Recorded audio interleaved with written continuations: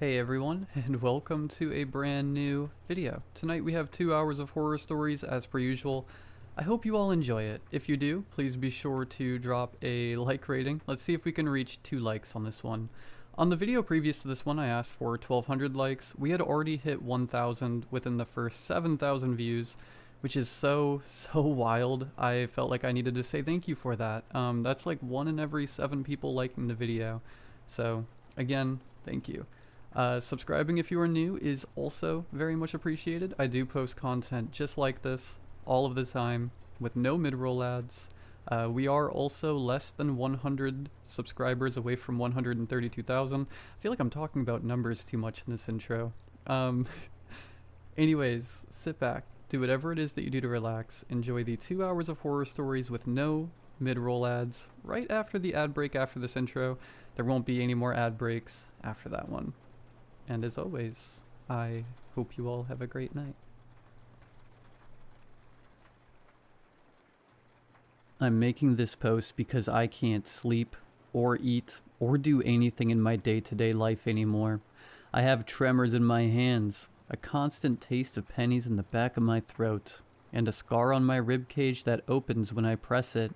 I'm writing it down because the second I stop thinking about it, it forces me to remember it with everything I do. I got the job because I needed the money. That's it. I was broke, my lease was up, and I couldn't keep digging through my couch for loose change to try and eat every day. My cousin knew a guy who managed a place called Hollow Willow Outreach. It sounded like a church, but with better branding. They did community support, such as food drives, counseling, and addiction recovery. A place for people who didn't have anyone or anything. They had a nice building, clean carpets, free coffee, and the kind of calm faces that make you lower your voice without thinking. I showed up in a button-up that didn't quite fit right, and tried to act like I wasn't desperate for a couple bucks. A young woman at the front desk smiled at me too hard. It felt practiced. "Are you here for the intake?" she asked. Like this was a normal way to say, "New hire, I'm here for the interview," I said. She tilted her head. "Ah, the helping intake." I met the director, Elliot Rusk. He was maybe 40-ish.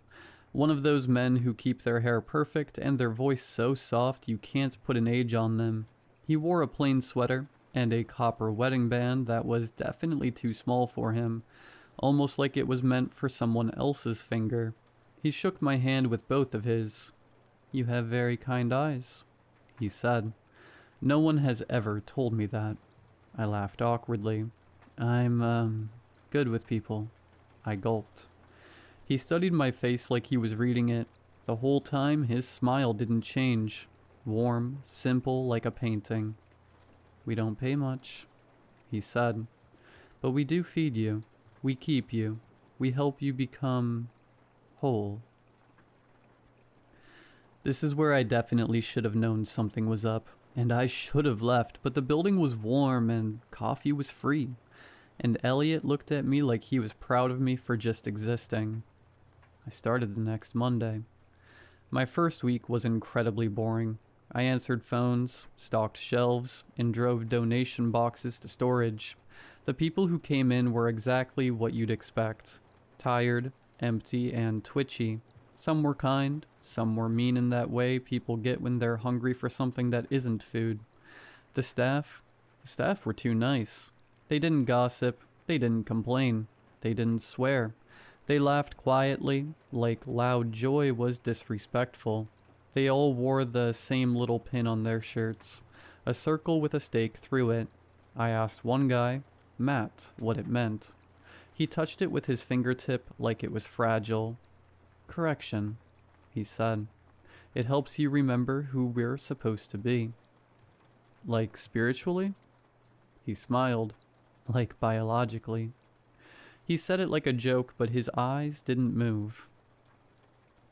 At the end of my first week, Elliot asked me to stay late. The building emptied out, lights dimmed. The hum of the vending machine was corrupting the silence. Elliot led me down a hallway I hadn't been down yet. We passed offices, past a locker door with a keypad, past a wall of framed photos of smiling people holding those pins.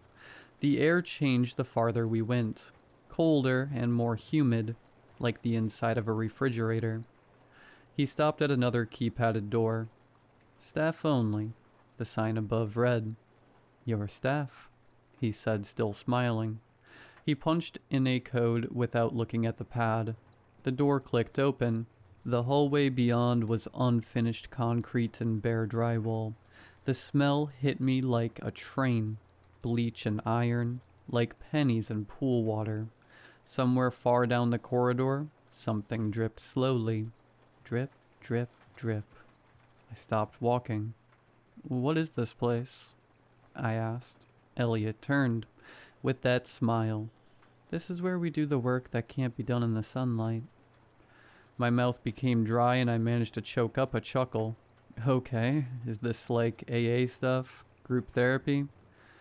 He looked genuinely confused, almost like I was speaking another language. No, he said softly. This is where we help you become whole. He put his hand on my shoulder and gripped tight, then guided me forward. We reached a room that looked like a hospital room, if a hospital room was designed by someone who'd only seen one in a nightmare. There were clean stainless steel tables, cabinets with glass doors, a rolling cart with instruments laid out neatly, scalpels, clamps, sutures, needles far too long to be used on anything human, and in the center, bolted to the floor, was a chair. Not a dentist chair, not a recliner. A heavy-duty, industrial chair with arm restraints and foot straps, like it belonged in an old loony bin. The leather was dark, cracked, and stained all over. My mouth became dry again. Is this some kind of sick prank? I said. My own voice sounded so far away. Elliot's hand stayed on my shoulder. His fingers were ice cold. We don't prank, silly, he said. We correct God's mistakes. He walked to one of the cabinets and opened it.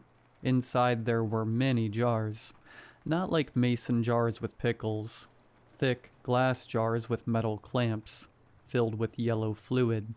Chunky items floated in them like pale fruit. I saw what looked like a swollen finger, a slab of skin with black hair still on it, and a jar full of what looked like ears. My vision narrowed.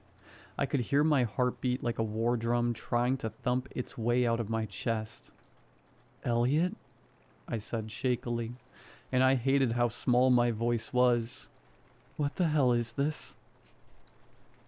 He closed the cabinet so softly it didn't make a click sound, like he didn't want to upset the jars. You've been living, he said, with gaps. What? He stepped closer. Everyone has gaps. We are all born misaligned. You can feel it, can't you? That feeling like something inside you is missing? That you're walking around every day with a cavity that can't be filled? I didn't answer. Because the sick part is, he wasn't wrong. I've had that feeling my whole life, like there's a hole inside me. Elliot smiled wider, and for the first time it looked strained. We fill the gaps, he said. We make people whole. He pointed to the chair. Sit. I couldn't move. His voice didn't change. Still soft, still kind. Sit, he repeated, and something in the air seemed to lean toward me, like the room itself was listening. I'm getting out of here, I said, even though my legs didn't move.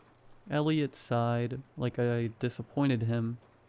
I was really hoping you wouldn't fight, he said. You have very kind eyes. People with kind eyes make the best vessels.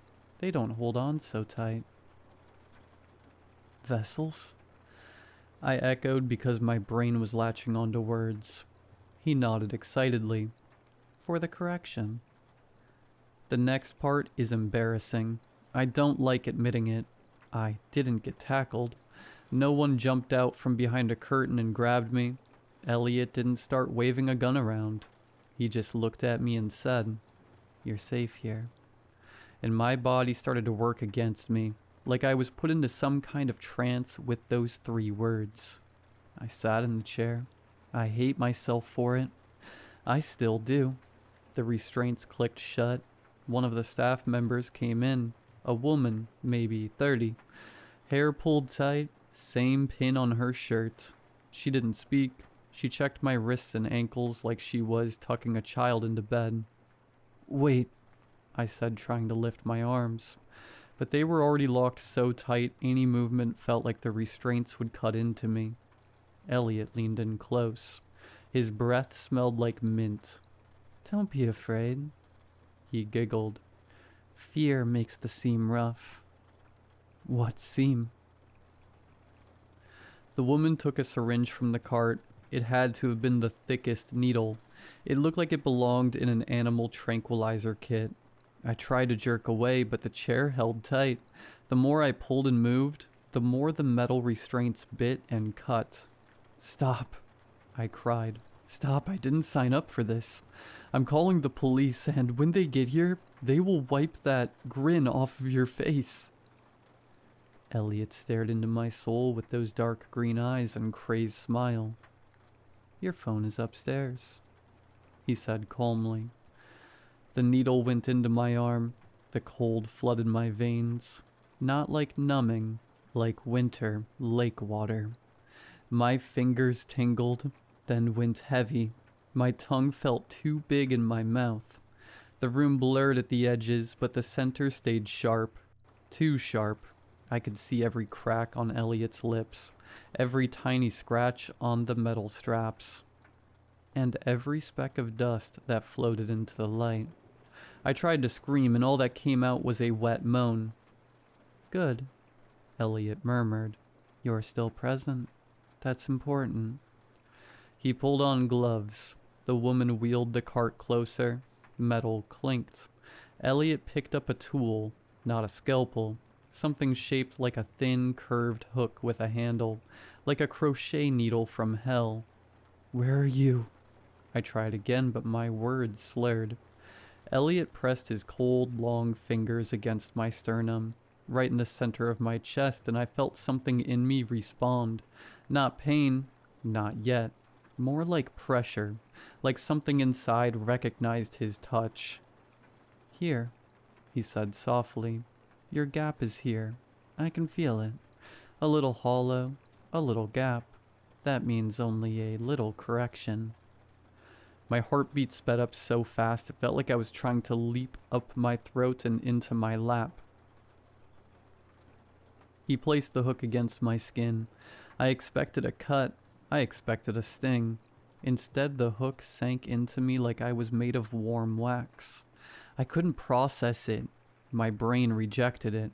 The hook slid into my chest without any resistance, and I felt it inside me, rummaging around gently like a finger stirring soup. A sound came out of me that I didn't recognize as mine. A small, animalistic noise. Elliot's eyes closed, like he was listening to music. "There you are, silly," he giggled. "Do you feel it? God's mistake?" The hook rotated and caught onto something inside me. He tugged. My body responded not with blood but with movement. My chest skin bulged outward in a line, like something beneath it was being pulled toward the surface. It looked like a zipper being drawn from the inside. I could feel it, a tearing sensation, but not like ripping flesh, like separating two things that had been stuck together like old Velcro. Elliot continued to yank and pull. My sternum split. It didn't crack or snap. It was one straight line from the base of my throat down to my stomach. A seam appeared and parted. My skin peeled back in two neat flaps, revealing not organs, not ribs, but something else entirely. A cavity, a smooth, glistening interior, pale pink, lined with fine, vibrating hairs like the inside of a dog's ear. It pulsed. It breathed. It was waiting. I tried to throw up, but my stomach was strapped in. My mouth filled with saliva, and I swallowed it in with panicked gulps. Elliot smiled like a proud father. "See? he said. You were made with mistakes. The woman opened a cabinet behind him. I heard glasses clink and liquid slosh. She returned holding a jar. Inside floated something that looked like a thick knot of pale tissue, fibrous and threaded with veins. It wasn't an organ, I recognized. It was too symmetrical, like it had been grown in a lab. Little pores dotted its surface, and each one pulsed erratically, like it was excited. Elliot took the jar with reverence. This, he said, is what will correct you. Correct the mistakes that God has bestowed upon you. He opened it. The smell punched my nostrils. It smelled like sweet rot and antiseptic, like flowers left in a hospital room too long. He reached in with his gloved hand and lifted that thing out. It dripped yellow, viscous fluid down his wrist. The pores quivered, reacting to the air, to the light, and to me. I started to sob, silently, because my body couldn't make any more sound. Please, I begged through my breath. Please don't. Elliot looked genuinely sad. Oh, he whispered. You think this is harmful? He leaned in, holding the thing above my open chest. This is your correction, he said. This is our love. This is being made whole. He lowered it into my cavity. The moment it touched me, my entire body arched against the restraints, cutting into my wrists even deeper. Warm crimson red dripped off the arms of the chair. Drip, drip, drip. Pain exploded through my nerves. Not sharp, not burning, but invasive. Like 1,000 tiny fingers pushing into places they didn't belong. The furs latched onto inside me, and I felt them connect. Suck. Fuse. My vision went white. Somewhere far away, a low hum began, like a choir warming up, except it wasn't outside. It was in my bones. Elliot's voice seemed to come from what sounded like underwater. Breathe, he said. Let it settle. I couldn't breathe. My lungs locked. The thing inside me pulsed, and with each pulse, my ribs felt like they were being violently rearranged. Not broken, but shifted like they were being shuffled into a different pattern. I felt a pop beneath my collarbone, then another, then the wet, soft, warm sensation of something growing where it shouldn't. My throat made a choking sound, and something warm ran down my chin. Blood, dark and thick. The hum grew louder, and I realized it had words. Not words I understood. Words that sounded like someone trying to speak through water and teeth at the same time. Elliot stepped back, hands lifted, eyes shining. Yes, he breathed. Yes, you hear it. I heard it. I hated that I heard it, because underneath the pain, underneath the terror, there was a sensation like relief, like a pressure you didn't realize you were carrying, finally being let out, like scratching an itch you've had since birth. The thing inside me pulsed again, and this time my body responded automatically. My mouth opened, and I spoke. Not English, not anything I'd ever learned. A wet, layered sound came out of my throat, like two voices stacked on top of each other. I felt it vibrate in my teeth, in my sinuses, in the seam of my chest. Elliot's face went slack with joy, like he'd been waiting years for that very sound. The woman beside him bowed her head. Elliot whispered, "Welcome." I blacked out. When I woke up, my shirt was back on. My chest wasn't open, but there was a scar. Not a normal scar. Thin and pale. Perfectly straight down the center of my torso, like someone had stitched me shut with invisible thread. I was in one of the upstairs counseling rooms on a couch with a blanket tucked around me, like I had just come down with a cold. A cup of water was on the table. Elliot sat across from me with his hands folded. I shot upright so fast my vision swam. What did you do? I said, and my voice was hoarse, scratchy, like I'd been screaming for hours. Elliot's expression was gentle, almost amused. We helped you, he said. You did beautifully. I clutched my shirt and yanked it up. The scar stared back at me.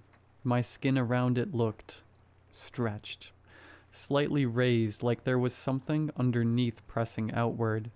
I pressed my fingers on it. It pushed back. Not like swelling, like something breathing.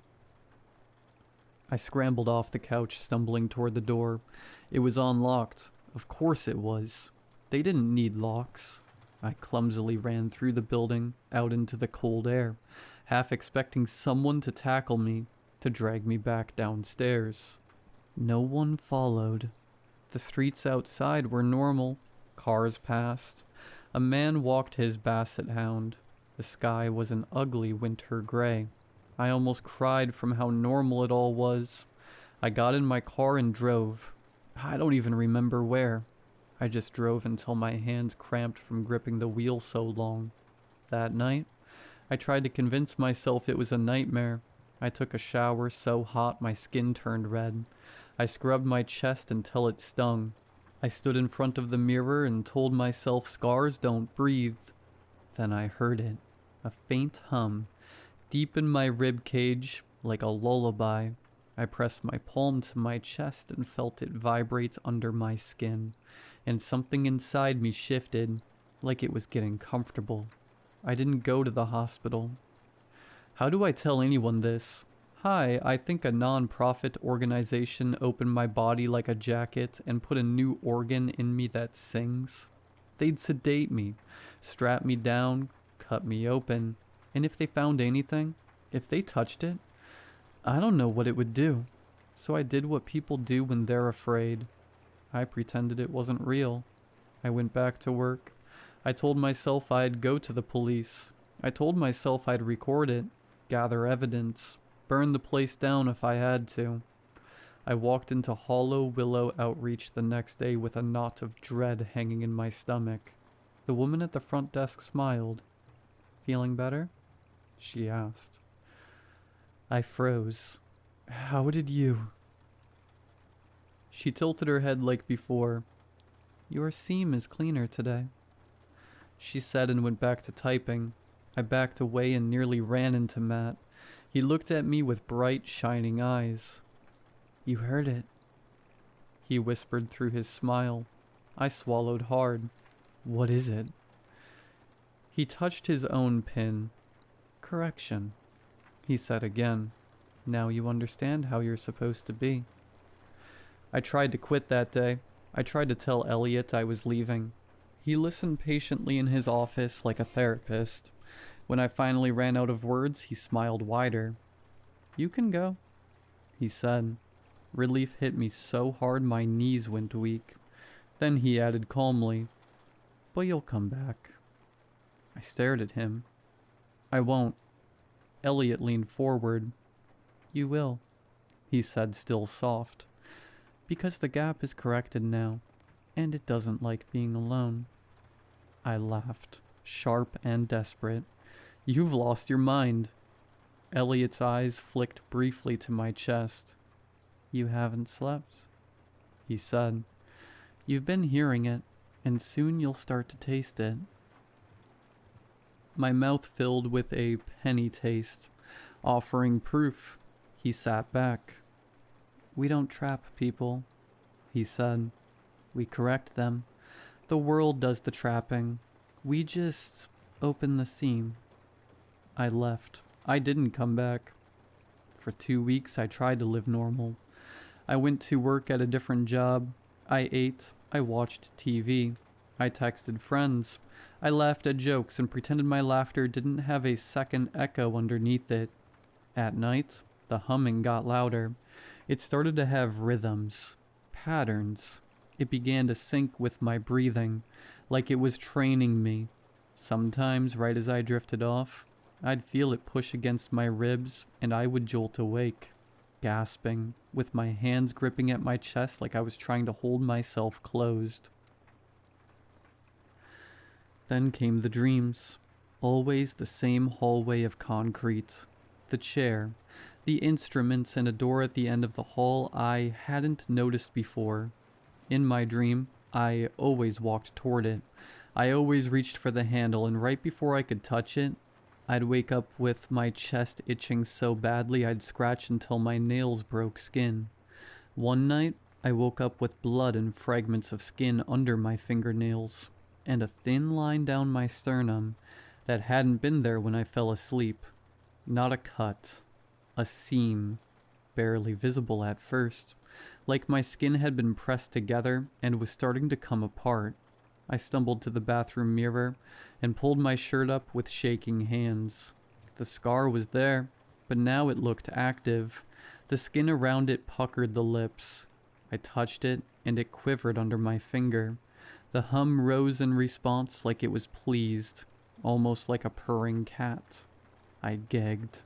I splashed water on my face and I tried to breathe, and then I heard something else, a sound from my own chest that wasn't humming, a quiet, wet click, like something unlatching. The seam twitched, and for a second, only a second, it opened a hair's width. I felt cold air touch something inside me that had never felt air before. My knees slammed onto the tile. I sat there, hunched over, holding myself like I was trying to keep my insides from falling out. I understood, very clearly, that this was not a scar. This was a door. After that, it got worse fast. Food started tasting wrong. Anything with meat made my stomach twist in knots. I started craving things that weren't food, salty, metallic, sharp. Once, while doing dishes, I stared at a box of razor blades under the sink for so long I forgot what I was doing. The hum would change when I was near certain people. It would be quiet around strangers, like it was hiding. It would swell around anyone wearing that stupid little pin, even if they were across a grocery store aisle. The day I saw Matt again, it nearly tore me open. I was walking downtown trying to keep busy when I heard a voice behind me. "You're fraying." I spun around. Matt stood there like he'd been waiting.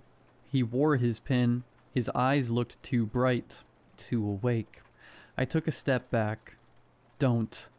He held his hands out, palms up. "We're worried," he said. "Elliot says you're suffering." "I'm not." My chest seized. A pressure built behind my sternum, like someone pushing from inside with both fists. I gasped and clutched my shirt. Matt's eyes softened. "It hates being ignored," he said.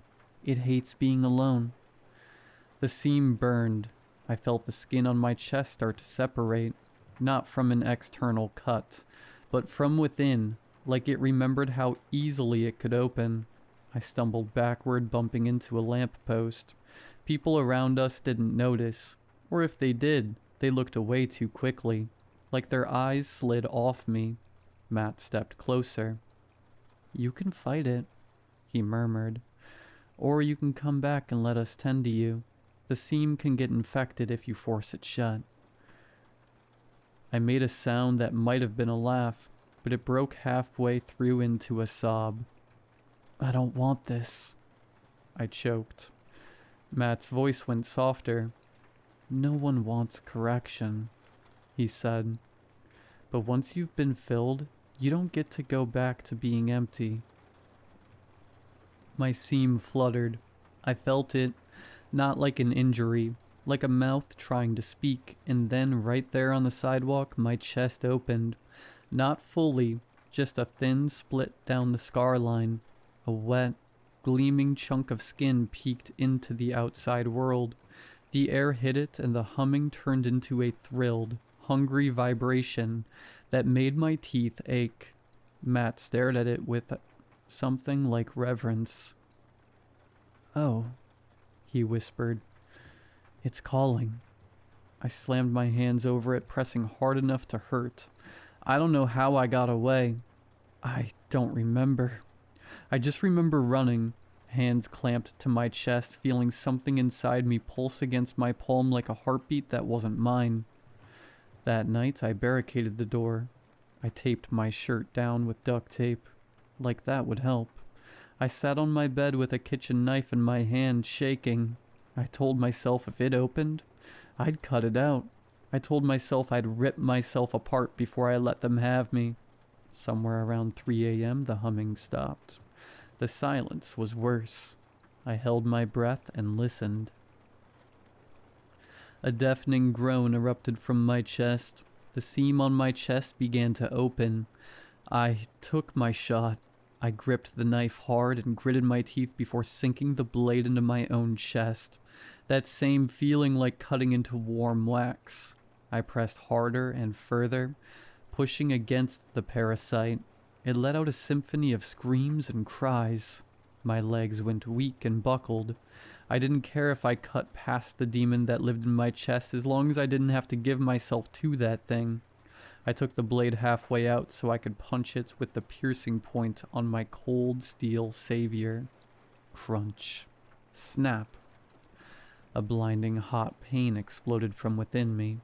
In my horror, both of my top ribs were facing outward. Points of blood and mucus-covered bone were sticking out of my skin. We let out a synchronized blood-curdling scream. I jammed the knife back in with what little strength I had left. I felt the blade puncture its rubbery membrane. A geyser of yellow and red fluid sprayed from the seam, tearing the edges as it sprayed my bedroom's carpet. I don't know how long I sat on that bedroom floor with the knife sticking halfway out of me, and covered in that fluid that smelled like antiseptic rot. When I pulled the knife out, the parasite let out a soft whisper before my seam slowly closed with little wet snaps and pops. Then I heard it. A knock at my door. Not loud, not urgent, polite. I didn't move. My whole body went cold. The knife shook in my grip. Another knock. Then a voice through the wood, calm and warm. You didn't kill it. You only wounded it and made it angrier with you. That was a mistake, it said. I didn't respond. The voice continued, like it knew I was there. We brought you something, Elliot said, to soothe you both. I swallowed hard, tasting pennies. The hum started again, faint like it was waking up. My chest scar tingled. Go away, I groaned. Elliot laughed softly. I understand, he said. It feels like you are losing a battle, and you are correct. A pause, then gently. But you were never correct to begin with. The doorknob turned. I'd locked it. I'd chained it. I'd shoved a chair under it. The knob turned anyway. The chain rattled as if someone was lifting it from the outside with careful fingers. My chest seam burned hot. Hot as lava. The humming swelled into a choir. This is the part that makes me most feel sick writing all this, is that the thing inside me wasn't afraid. It was excited. The door cracked open. Elliot stepped in like he belonged there, like he was visiting a friend. Behind him were two others in plain sweaters, the woman from downstairs and Matt. They all wore their pins. Elliot held a jar in his hands. Inside was another one of those pale, twitching knots. This is for you, he said. I tried to stand, tried to run, but my legs didn't work right. My body felt heavy, like gravity had doubled. Elliot's gaze dropped to my chest. Ah, he whispered, almost tender. You poor thing. How bad did this bad man hurt you? My hands clung into my shirt. The duct tape had started peeling away on its own, curling like dead skin. The seam beneath it pulsed. Elliot stepped closer. I told you, he said softly, you would come back. I didn't, I whispered. You came here. Elliot smiled. We're not separate, he said. Not anymore. He reached out. The moment his fingers touched my sternum, my chest opened like it wanted him. The seam parted wide, skin folding back neatly. The pale interior glistened, vibrating with hunger. I screamed, but it sounded wrong, layered like something else screamed with me. Elliot leaned in, eyes shining. You see? He whispered. It recognizes family. God, I hate this. Matt stepped forward and lifted his own shirt. He had the same seam, the same scar. He opened it with 2 fingers, casually, like unzipping a jacket. Inside him, I saw it. Not just one knot. Several. A whole cluster of pale, pulsing organs stacked and intertwined, stitched into him like a grotesque bouquet of tumors. Some of them had grown outward, pressing against his ribs so his chest looked subtly reshaped. His skin stretched thin over certain bulges. His hum was louder than mine, more confident. He smiled at me with wet eyes. It hurts at first, he whispered. Then it feels like being loved. Elliot raised the jar. Open wider, he told me gently. My body obeyed.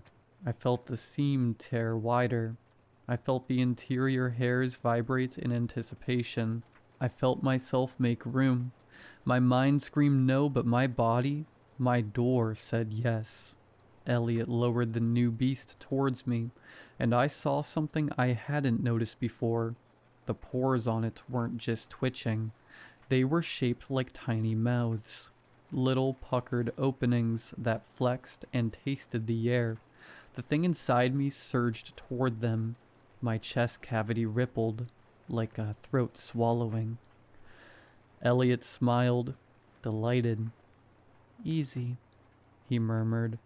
Help him. Help your family and take what is rightfully yours. Correction. The moment the new knot touched my interior, it latched. The tiny mouth sealed against the vibrating hairs with wet clicks. Pain flashed, sharp and hot, but underneath it was that horrible relief again, like scratching a lifelong itch until you bleed and you're still wanting more. I felt it connect, and then I felt it spread. Threads shot out from it, thin as hair but strong, burrowing into me. They wrapped around my ribs, around my lungs, around my heart like snakes seeking a rodent. Each thread pulled gently, firmly, rearranging me. I choked, gasping. Elliot watched like a proud artist. Perfect. He laughed hysterically. You're taking them so well. Matt stepped closer, voice shaking with excitement. Do you hear it? He asked. I did, not just humming now. Voices. Many voices. Some in my bones, some in my teeth, some in the seam itself. Whispering in wet, layered syllables. I realized the words weren't random. They were instructions. Directions. A map. Elliot leaned close enough that his breath wet my cheek. You're going to help us, he whispered, because you're correct now. I tried to shake my head, but my neck felt too heavy. Elliot's hand slid down my open seam and rested inside me like he belonged there. Palm pressed against the pulsing knot. He closed his eyes. I can feel it, he murmured. It likes you. It's growing fast. Something under my left rib shifted. A bulge pressed outward, round and firm, like a fist pushing from inside. I screamed again. The bulge moved. It traveled under my skin, sliding upward like a thing crawling beneath a blanket. It reached my collarbone and stopped. Then it pushed. My skin stretched, went white, then split in a thin line as something sharp pressed out. Not bone, not metal. A pale, wet spike emerged, covered in clear mucus, like a tooth growing where no tooth belonged. Elliot opened his eyes and smiled. "A marker," he whispered. "You are becoming visible." Matt stared, tears streaming. "You're so lucky," he breathed. I couldn't breathe. My chest was a living door, my body rearranging itself around a parasite that felt like love if love was a trap. Elliot withdrew his hand and finally, gently, pushed my skin flaps closed. The seam zipped itself shut with a series of wet clicks. The scar sealed, smooth and pale, except now there was a lump under it. Multiple lumps, like knots under fabric. Elliot patted my chest like he was soothing a pet. "You'll feel sore," he said. "Drink water. Avoid sharp objects. Don't pick at your seam. Don't let him hurt you ever again." He stood, straightening his sweater, calm as ever. "We'll see you tomorrow," he said. Then they left, just like that. My door closed, but the hum didn't stop. It never stops now. Here's the part I'm stuck on. The part that makes my hands shake as I type. They didn't need to restrain me anymore, because when they were gone, and I was alone in my room, I sat on the edge of my bed and listened to the choir in my ribs. And my first thought wasn't, how do I get this out? My first thought was, what if they're right? What if I was missing something? What if the horrible relief is the only honest feeling I've had in years? That's when I knew I was in real trouble, because I don't trust myself now. I don't trust the way my body leans towards certain places when I walk past them. I don't trust the way my hands drift to my chest in my sleep. I don't trust the way my mouth waters when I smell blood, even my own. And I don't trust the thing inside me that's learning my routines. 2 days ago, I woke up with my shirt folded neatly on the floor. My scar was exposed, and there were fingerprints around it. Not mine, small, damp prints, like someone with wet hands had pressed against my sternum and tested the seam. Last night, I found one of those pins on my kitchen counter. I don't remember picking it up. I don't remember going outside, but it was there. A circle with a stake going vertically through it. Correction. I threw it in the trash. I took the trash outside immediately. This morning it was back on my counter. Clean, dry, waiting. So I'm writing this now because I need someone, anyone, to know that if you see Hollow Willow Outreach, if you see their food drives or their smiling volunteers or their little pins, you do not go inside. You do not let them touch you. You do not accept their coffee, no matter how good it smells. And if you've ever had that feeling like there's an empty space inside you, like you're walking around with a hole inside you, please, please understand that there are people out there who can fill that gap. And they don't see it as a pain. They see it as an invitation. The last thing Elliot said to me, quiet and warm, like a blessing, keeps replaying in my head. "You'll come back." The worst part is, I don't know if he meant me, or the things that are trying to slither and claw their way out of my chest.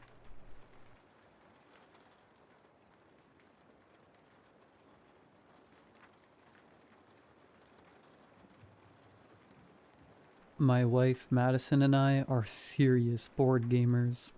We like the complicated ones best that take 2 to 3 hours to complete. Our good friend Jake is even more of a gamer than we are. He's single and can afford the latest releases, so we often test them at his place. This past weekend, he got a hold of a new board game and texted us. "I bought the coolest one ever. You guys should come over and play it." My wife and I were ecstatic. A night of gaming was just the break we needed. We hired a babysitter, got our house in order, and headed over to Jake's apartment for an evening of fun. After we stepped into Jake's apartment, We were surprised to see a beautiful woman setting up a table in the living room. "Hi, everyone," Jake beamed, introducing us to his companion. "This is Liz. She's my new girlfriend." "Your girlfriend?" I asked. "Yeah, she's super into board games." Madison and I made our introductions. Liz seemed nice, but we were struck by her appearance. You see, Jake is what most people would describe as average looking. He rarely took care of his appearance and always wore the same clothes. Liz, in contrast, resembled a glittery influencer. She was clearly out of his league. "Nice to meet you," Liz said and shook my hand. Her skin felt surprisingly cold against mine. "Let's get this thing going." Jake slapped my back and motioned us to our seats. The board game was a mixture of all our favorites. There were elements of the classics, but enough new mechanics to keep things interesting. All throughout the game, I pushed myself, desperate to outdo Jake.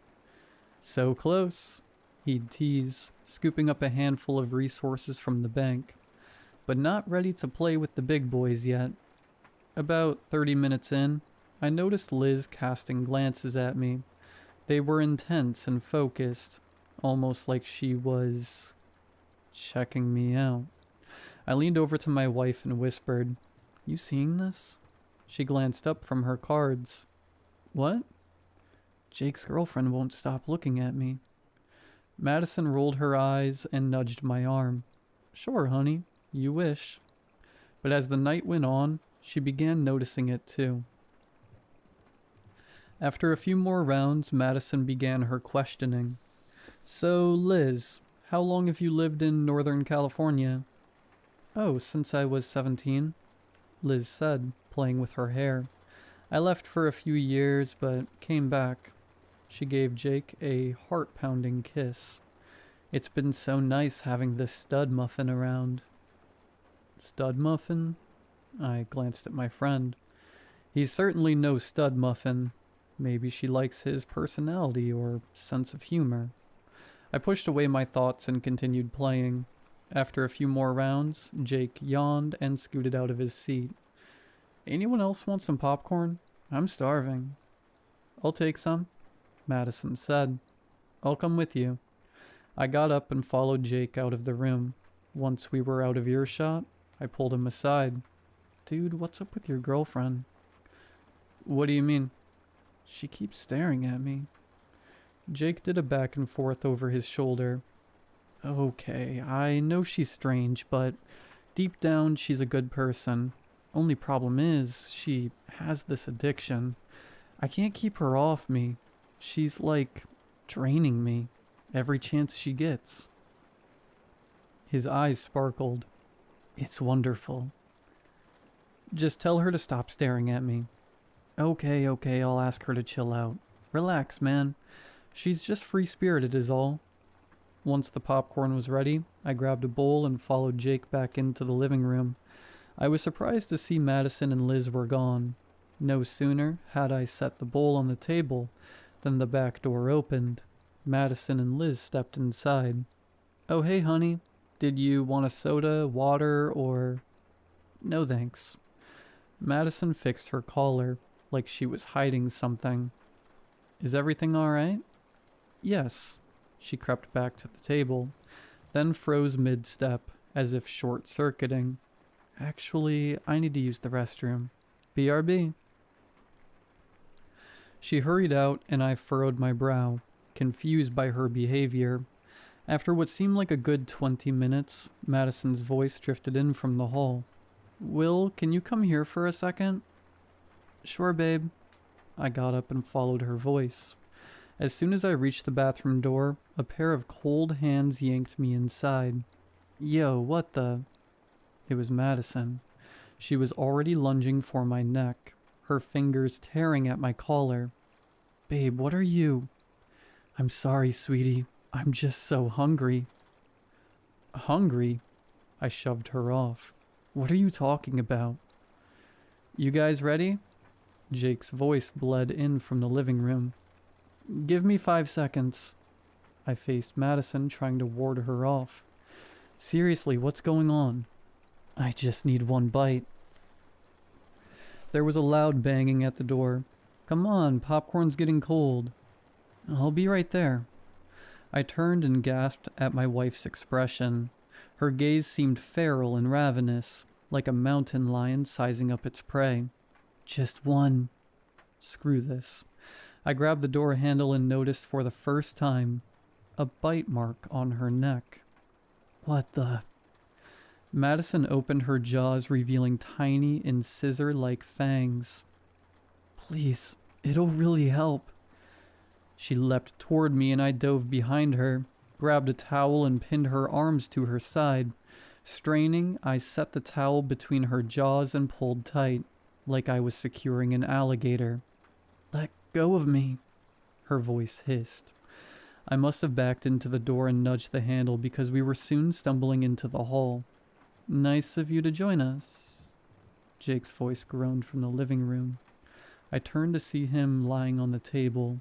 Liz was hunched over him, feasting on his flesh like a rat devouring raw meat. What? She sat up, wiped the blood from her lips. What is this? What are you? What did you do to my wife? Liz swallowed a pile of gore. All I did was teach her how to be beautiful, like me. I stared at Jake in horror. Disgusting bite marks covered his body. They seemed festered with infections, leaking out blood and pus. He was still alive. Somehow. Give me your flesh. Madison ripped the towel free and reached a hand behind her, almost tearing my left ear off. The hell? I shoved her into the wall and sprinted past Liz, and booked it for the front door. Don't let him escape, is all I heard as I wrenched it open and leapt outside. I managed to hide in the neighbor's bushes. Thankfully, nobody saw me enter. I watched as Madison exited the apartment and wandered along the road calling for me. Liz came out shortly after. I watched them sweep the block and stop at my car, peering in to see if I was hiding there. I could still hear Jake moaning from inside his apartment. It sounded like he was dying. After a few minutes, Liz and Madison gave up searching and returned to his place. It's been quiet for some time now. I know that if I can just book it to the car and call the police, I can make it out of this. I'm going to make a run for it. Wish me luck.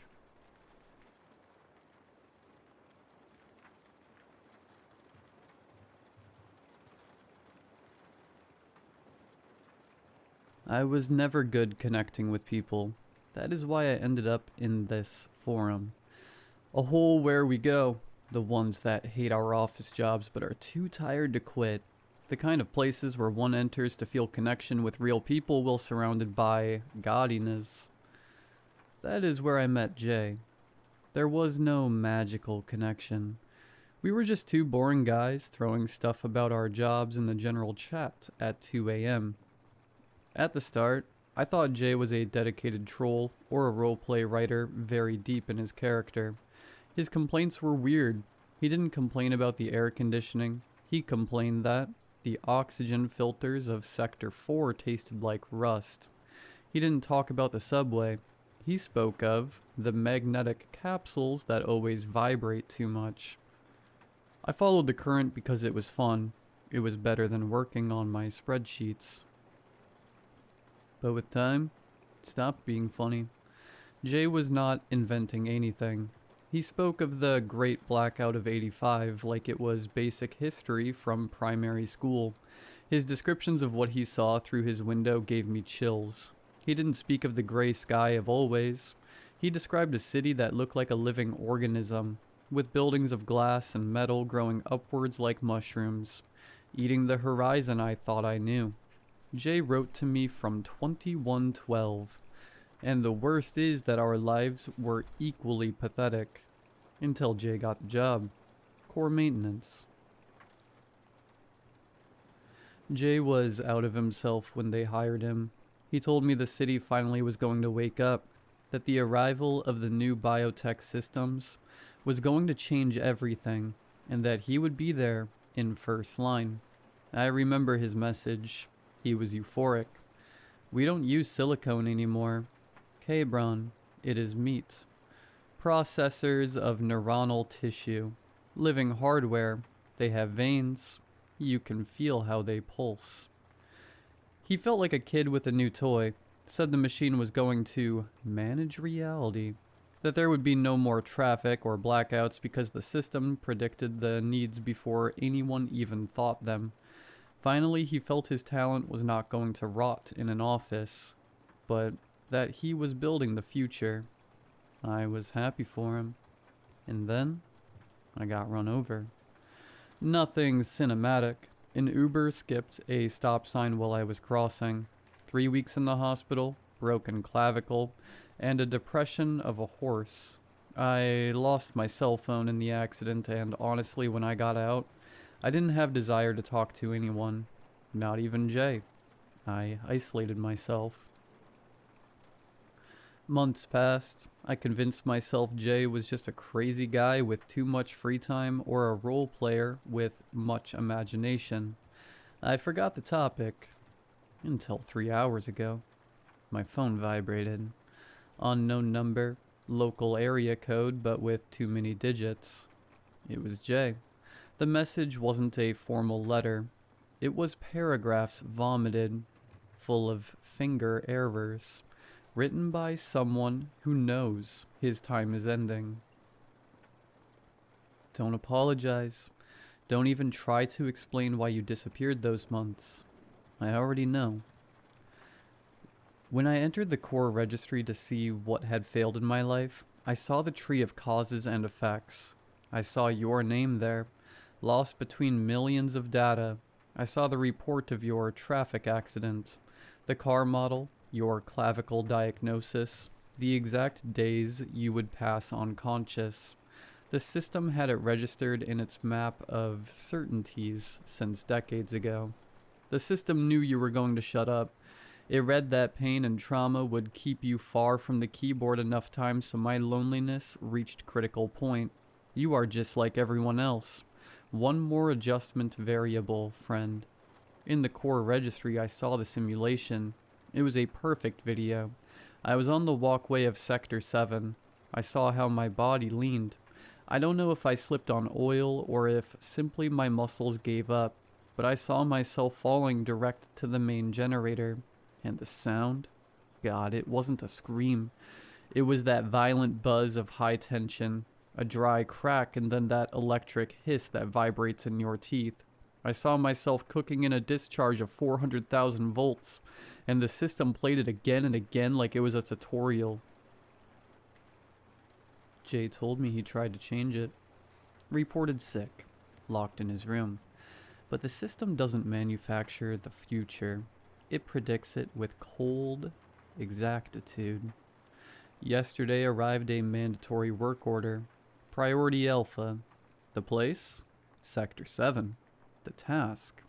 Repair a logic error on the walkway. And attached to the work order came the file of closing of my shift. Cause of leave? Work accident. It wasn't a threat. It was an administrative fact. The system already had processed my death to square the accounts of the quarter. You don't understand, the message followed.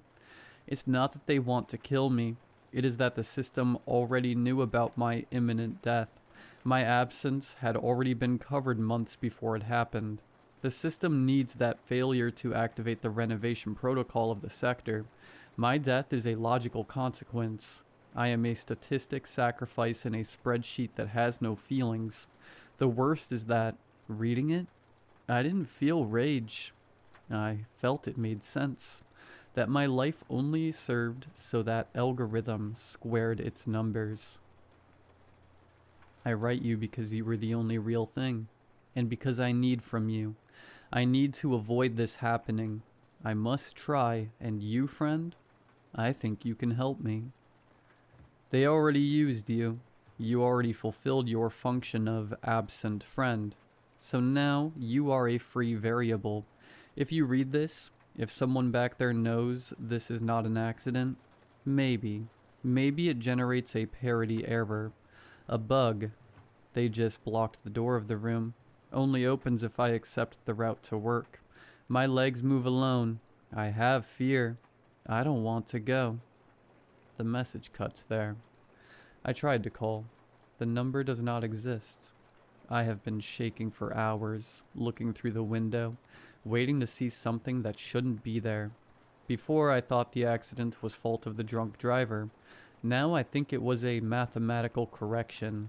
That thing, that mass of synthetic neurons that hasn't even been invented yet, hit me with a car 3 months ago to make sure its repair in 2112 happened without setbacks.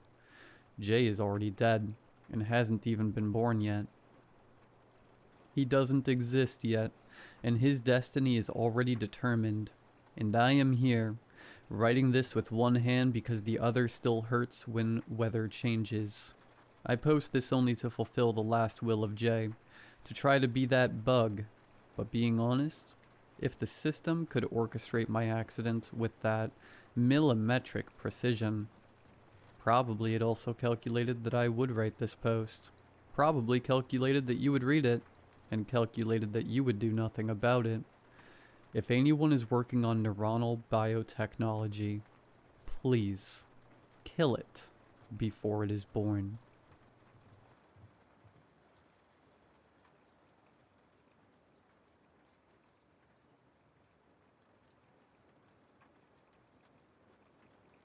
I interviewed him at a diner off the highway because it was close to his office and quiet in the afternoons. He ordered coffee and didn't finish it. I recorded the conversation on my phone and took notes anyway. He had studied the cave for years. He was careful to say studied, not explored. His work focused on mapping passages, logging dives, and reviewing incident reports. He no longer went into the cave himself. I asked why. Risk profile changed, he said. Or maybe I just stopped ignoring it. The cave has a working name in the literature, but he asked me not to use it. He numbered the path 524287, a combination of the mainline number, the station number, and the depth number. I'll call it Falcon's Roost. It's a submerged system in West Texas, fed by a spring and capped by a narrow sinkhole. Entry requires technical cave diving. There is no direct ascent once inside. He described the layout in practical terms. Long penetrations, no large chambers. Silt that stays suspended once disturbed. Navigation that depends entirely on guideline discipline. I asked about depth. Depth matters less than distance, he said. You're committed early. At one point he mentioned that the water temperature was higher than expected, usually high 70s, warmer than most caves in the region. Does that change anything? I asked. A little, he said. People work harder without realizing it, but it's not the main issue. He said the main issue was planning assumptions, models that looked fine on paper, margins that disappeared when multiplied by time and task load. He talked about gas management failures, navigation errors, and missed decision points. None of it sounded dramatic. I asked how many people had died there. He said he didn't keep account. He tracked incidents, not outcomes. What stays consistent, he said, is that everyone thinks they understand the cave after the first successful dive. He showed me notes from the previous surveys, numbers, short comments, equipment serials. One page listed instruments that stopped reporting mid-dive. No conclusions were written next to them. When I asked why he agreed to the interview, he said he was tired of seeing the cave described as mysterious or extreme. It isn't, he said. It's just a system with no margin. That night, when I started writing, I tried to summarize what he had told me. I wrote a sentence, then deleted it. I wrote another and removed that too. Eventually, I settled on something accurate enough to keep. I spoke to her over a video call because she lived too far away to meet in person. She said the distance was one of the reasons she never tried to see the cave herself. She worked a regular job, did weekend dives when she could, and followed exploration projects online. She described herself as an enthusiast. She corrected herself and said hobbyist instead. She had heard about the cave years ago through forums and shared maps. She knew the basic outline: submerged, long penetrations, limited exits. She said it was the kind of place people argued about without ever going there. I looked into it, she said. Training, travel, logistics. It was never realistic. She listed the reasons without prompting: the cost, the certifications, the time off work, the fact that the cave was in a part of the country she had never been to and didn't have a reason to visit otherwise. She paused, then added that she followed the dives closely anyway, read reports, watched footage when it was shared. She said she liked understanding systems, even ones she wouldn't enter. I asked how she knew about the fatality. She nodded once, like she had expected the question. A friend of mine went in, she said. Not recently, but that cave. She didn't give her friend's name. She said they had trained together years earlier, recreational at first, then more technical. She stayed at the level she was comfortable with. Her friend didn't. She was better than me, she said, more committed. I asked what she meant by committed. She rearranged her life around diving, she said. I didn't. There was a delay in the audio. She waited for it to catch up. Is that why you're calling? She asked. Because of what happened? I asked her what she had heard. She said she never blamed the cave. She never blamed her friend either. She said there were always explanations, even if they weren't satisfying. I stopped following it closely after that, she said. Still read things, just not the comments. I thanked her for talking with me. She said it was fine. Then she added that she hoped I wasn't trying to turn it into something it wasn't. It's just a place, she said. Most of us only ever know it from a distance. She added one other thing, almost as an aside. Her friend had never been especially strong. Not weak exactly, but careful about her limits. She had been born early and had grown up paying attention to how her body responded to stress. It was something she mentioned occasionally, usually in practical terms. She planned around it, she said. Rest days, conservative margins. I asked if that had changed before the dive. She thought about it. Not openly, she said. She said it wasn't framed as pushing past anything, more like it had stopped being part of the calculation. At the time, she said, that felt like confidence. I met with my editor in her office late in the afternoon. She had the door open and her screen tilted so I could see it from the chair across her desk. She didn't ask how the interviews went. She scrolled as I talked. When I finished, she nodded once. This isn't landing, she said. I asked what she meant. It's accurate, she said, but it doesn't match what people think the story is. She said the coverage so far had set expectations, images, language, a certain tone. What I had was procedural. She said that wasn't a problem on its own, but it didn't explain why anyone should keep reading. There's no hook, she said. No escalation. I said I wanted to talk to more people, not experts. People who had followed the cave over time. People who had opinions without access. She shook her head. That's not where this goes, she said. You'll get the same answers phrased differently. She leaned back. If you want the next step, she said, you talk to the families. I didn't respond right away. The relatives, she continued. the ones closest to what just happened. I said I wasn't sure they would talk to me. They will, she said. I told her I thought it was too soon. She looked at me for a moment, then back at the screen. Soon as the window, she said. After that, it's background. She said the piece needed something current, something no one else had yet. She said otherwise it would read like context without a center. I said I wanted to keep working the way I had been. She said I could, but it would change the outcome. Go talk to them, she said. If it doesn't go anywhere, we reassess. I nodded, though I didn't agree. I met him in a coffee shop near the freeway because he suggested it and said parking was easy. He arrived early and had already ordered.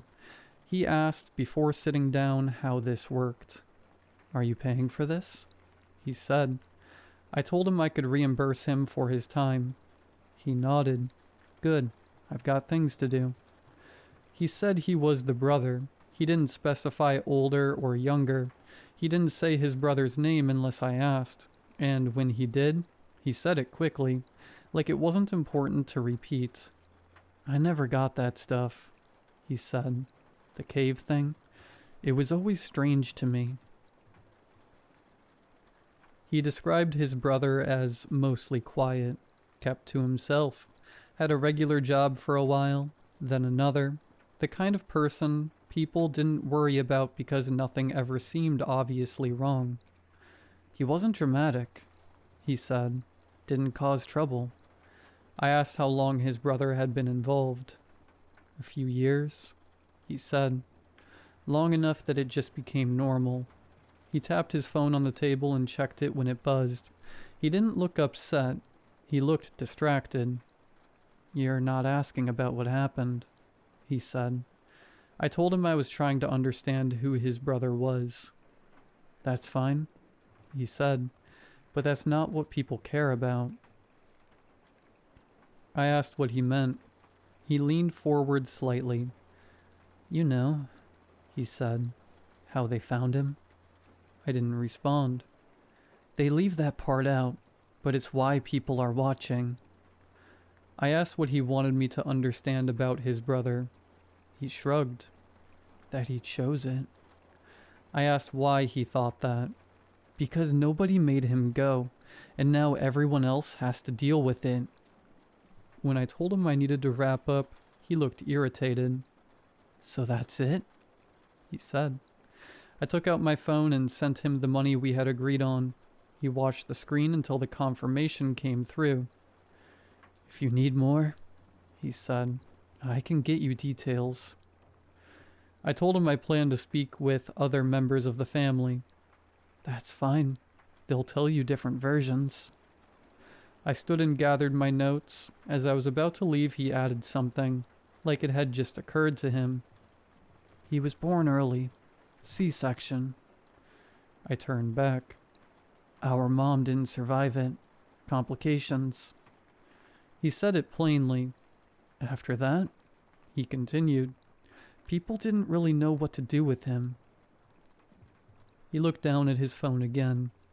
He was always tied to it, even if nobody said it out loud. I left before he could add anything else. I was in a hotel room off the interstate with the curtains half closed and the lights on even though it was still early. The desk was too small, so I spread everything out on the bed. Notes, transcripts, timestamps, names. I opened my laptop and checked the coverage. Most of it was already published. Short pieces, updates folded into larger feeds. The language was consistent across outlets, even where the facts weren't. There wasn't much left that felt unclaimed. I wrote a brief email to my editor. I kept it factual. I said the reporting wasn't producing anything unexpected. I said the angles we were considering were already circulating. I said we were behind on timing and the story had settled faster than anticipated. I didn't mention the interviews in detail. I didn't say how long they had taken. I sent it and closed the app. I went back to the notes and tried grouping them differently. By role, by proximity, by tone, the result was the same. Context without momentum. I checked my phone. No response yet. I didn't write it down as a conclusion. I didn't write it down at all. I showed up only when I stopped sorting by role and started sorting by background details. Things people mentioned in passing. Things that didn't seem relevant when they were said. Birth stories came up more often than I expected. Not framed as medical history, just facts that had been repeated long enough to feel ordinary. Premature, emergency delivery, C-section. It wasn't in every interview, but it was in enough of them to register. Always secondary, always offered as context for something else. A reason someone was cautious, or small, or monitored more closely growing up. None of them had been born vaginally. None of them had gone through labor. All of them had arrived early, removed rather than delivered. I checked the names again to make sure I wasn't forcing the pattern.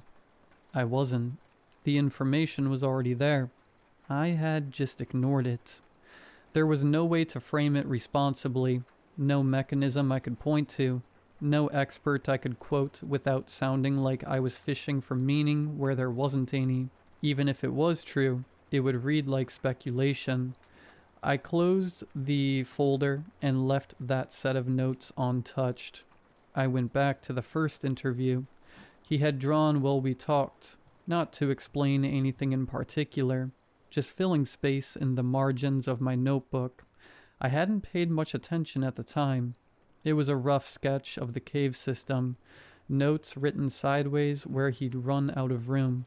The main passages narrowed towards one end. At the far edge of the drawing, the lines curved inward, the walls thickened, the opening reduced to a single constriction, wider on one side than the other, then tapering again.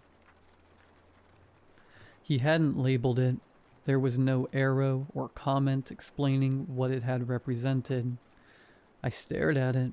The shape was familiar in a way that had nothing to do with caves. I closed the notebook and put it in my bag. Some patterns don't belong in print.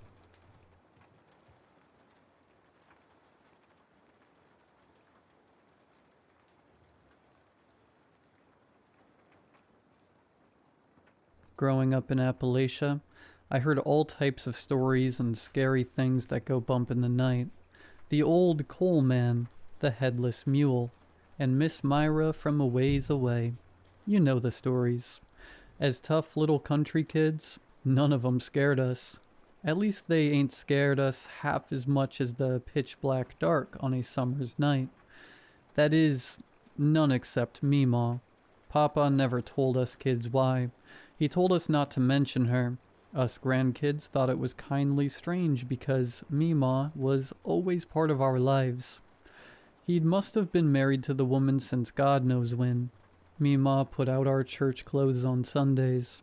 She made us grandkids breakfast every time we stayed over too, and it was always our favorites. But none of us were allowed to acknowledge her.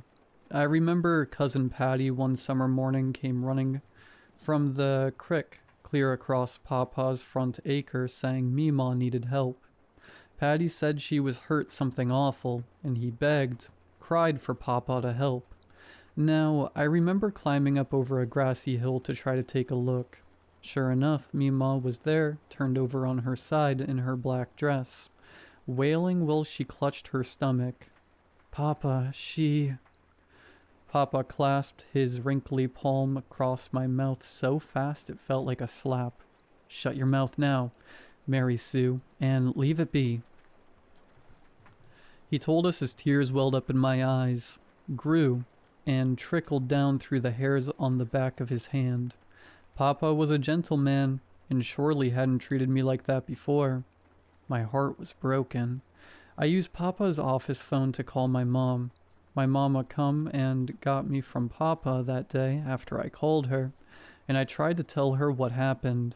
She gave Papa a look that could kill. I remember how ashamed Papa looked. It was a few years later that Papaw died. Like most fellas of his time and of that age, his heart gave out one sunshiny morning. His funeral was intense. Us grandbabies, all 10 of us at the time, we sat together in a row on a wooden pew. We cried while folks gave speeches about our Papa, speeches about how good a man he was. We wailed like the dead. To some of my cousins, Papa was the only father figure they rightly had. They'd lost the only good man they'd ever known in the whole lives of theirs, and at such a young age. Their own dad's been lost to shine. The minds and the type of typical recklessness menfolk tend to get into. Memaw sat with us at the end of our row. She was holding baby Christina in her lap. Christina was just 2 years old, and she surely didn't understand what was going on, but she picked up on the sadness somehow, the finality. Baby Christina was just woeful the whole funeral long, crying into Memaw's bosom. Memaw never spoke a word.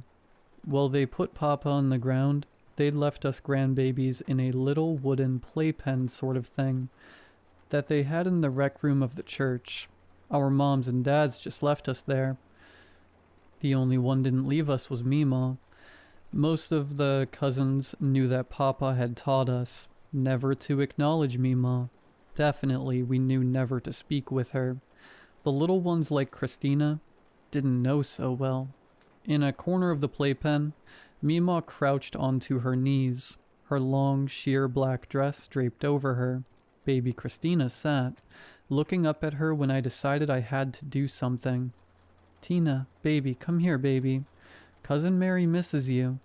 I waved my hands at her, beckoning sweetly to come and play. I reached in my dress pocket and pulled out some kind of knockoff dollar store Barbie I had with me. I shown her the little blonde doll and waved it at her. Baby Christina's eyes lit up with wonder, and she started wobbling her way across the rug to me. Memaw lifted her head, which was covered in what looked like a wedding veil, only black as coal. Her head angled to me and struck me with a cold sensation of fear like I'd never felt before. "Come play Barbies, Tina." I wagged my doll towards baby Christina once more. "Come on, you can pick her pretty dress, baby." Something inside me told me I had to get baby Christina away from Memaw in that moment. Baby Christina kept weebling and wobbling to and fro, getting closer. My older cousins Samantha and Jamie joined in. "Come on, baby," we all shouted. We ushered her towards us by gesturing with our hands. It was then that Memaw stood, only she was much too tall. Her veiled head and neck were so high, they bent forward across the ceiling. She got so close. Baby Christina, that is. She'd had one hand on my knockoff Barbie doll when Memaw peeled her back. Baby Christina cried something mighty, like nothing I ever heard before or since. Memaw had her now, clutched in her 2 long arms. Behind Memaw's veil, her cold white dead eyes bore holes into me and I think into all of my cousins. Memaw turned with baby Christina tucked under one arm and slid open a window with ease. Memaw put one leg through and then the other, and within moments she was gone. When the police came, they asked us all sorts of questions about what happened. Us grandbabies tried to tell them about Memaw taking our baby cousin away. The only thing was, there was no Memaw. At least there was no Memaw that any of our parents claimed to know. No one was at Papa's funeral that day that fit her description. It wasn't until a few years ago that my mother admitted to me that she was adopted by Papa. All my aunts and uncles were. They said that Papa never married, at least not that they knew of. They act like they never knew about our Memaw, or any woman that cared for us grandbabies back at Papa's house. All I know for sure is that some mountain woman took my baby cousin that day. I only wish Papa had been alive to stop her.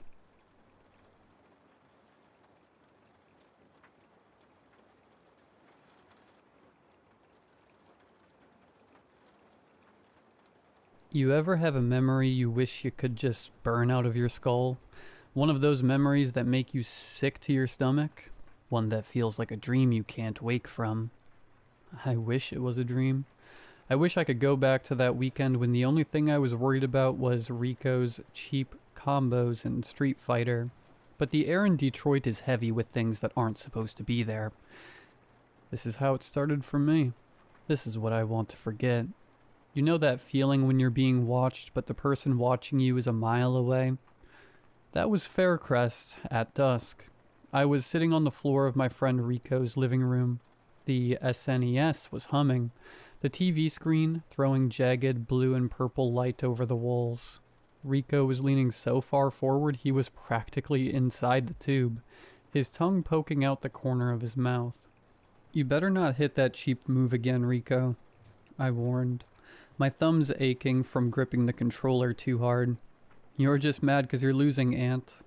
He shot back, a wicked grin splitting his face. I ain't losing. The controller's sticking. You're going to lose, he cackled. On the screen, Blanca let out a digitized screech and electrocuted my character into a pile of pixels. I groaned, dropping the controller against my chest. Man, that character is broken. Rico didn't even look up. Life's broken, man. Adapt. Behind us, Rico's older sister, Rochelle, was sprawled across the couch. She had a textbook open, but she'd been staring at the same page for 20 minutes. She kicked Rico's shoulder with a socked foot. You two sound like you're arguing over rent money. Keep it down before Ma hears you. If it was real money, I'd be a millionaire, I joked, though my heart wasn't really in it. I looked toward the window. Outside, the sun was sinking, smearing a bruised orange light across the abandoned field next door. During the day, it was just a dump. Broken 40-ounce bottles, waist-high weeds, and the empty patches of dirt where the city had ripped out 3 houses years ago. But at night that field looked wider. It looked like it was stretching. The house was sitting right there on the edge of the property line, the one the city missed. It was a rotting, 3-story Victorian that leaned to the left, like it was trying to whisper something to the house next to it. No one lived there. No one even tagged it with graffiti. Even the crackheads stayed clear. Yo, Aunt, Rico said, snapping me out of it. You're staying the whole weekend, right? Yeah, I said, pulling my eyes away from the dark window. My mom said it's cool. She said Rochelle is scarier than most dudes anyway. So if your mom does have to leave for something, I'd be safe. Rochelle smirked, her eyes still on her book. Accurate. I've known Rico and Rochelle for what felt like forever. We went to the same school. Our moms were even friends, and they both have the same name. Michelle. The mood was perfect. Simple. The rattle of the box fan, the smell of fried chicken from down the block, and the low-frequency hum of the city. Then, the knock came. It wasn't a normal knock. It was hard, rhythmic, and confident, like whoever was out there was already stepping inside in their mind. Rochelle sighed, moving to the door. Watch, it's the whole circus. She was right. Kim burst in first, loud and bright, followed by Tyson, who was already heading for the kitchen to see what was in the fridge. And finally Tasha. Tasha was the one who made me uneasy. She didn't walk into a room. She drifted. She stayed near the door, her eyes flicking to the corners of the ceiling before she looked at any of us. Why y'all house always smell like food? Kim asked, plopping down next to me and making the couch protest. Because we eat, Kim. Try it sometime, Rochelle said, closing her book. The room filled with the kind of noise that usually makes you feel safe. Jokes, insults, the sound of Tyson raiding the sausage from the stove. But every time the streetlight outside flickered, the shadows in the hallway seemed to jump just a little too far. Anybody want to hear something creepy? Kim asked. her voice dropping an octave. Rico rolled his eyes. Man, y'all always on that ghost stuff. Tyson walked back in, chewing on a piece of sausage link. He leaned against the door frame, his shadow stretching halfway across the floor. Depends. You want the fake stuff, or the stuff that actually happens on this block?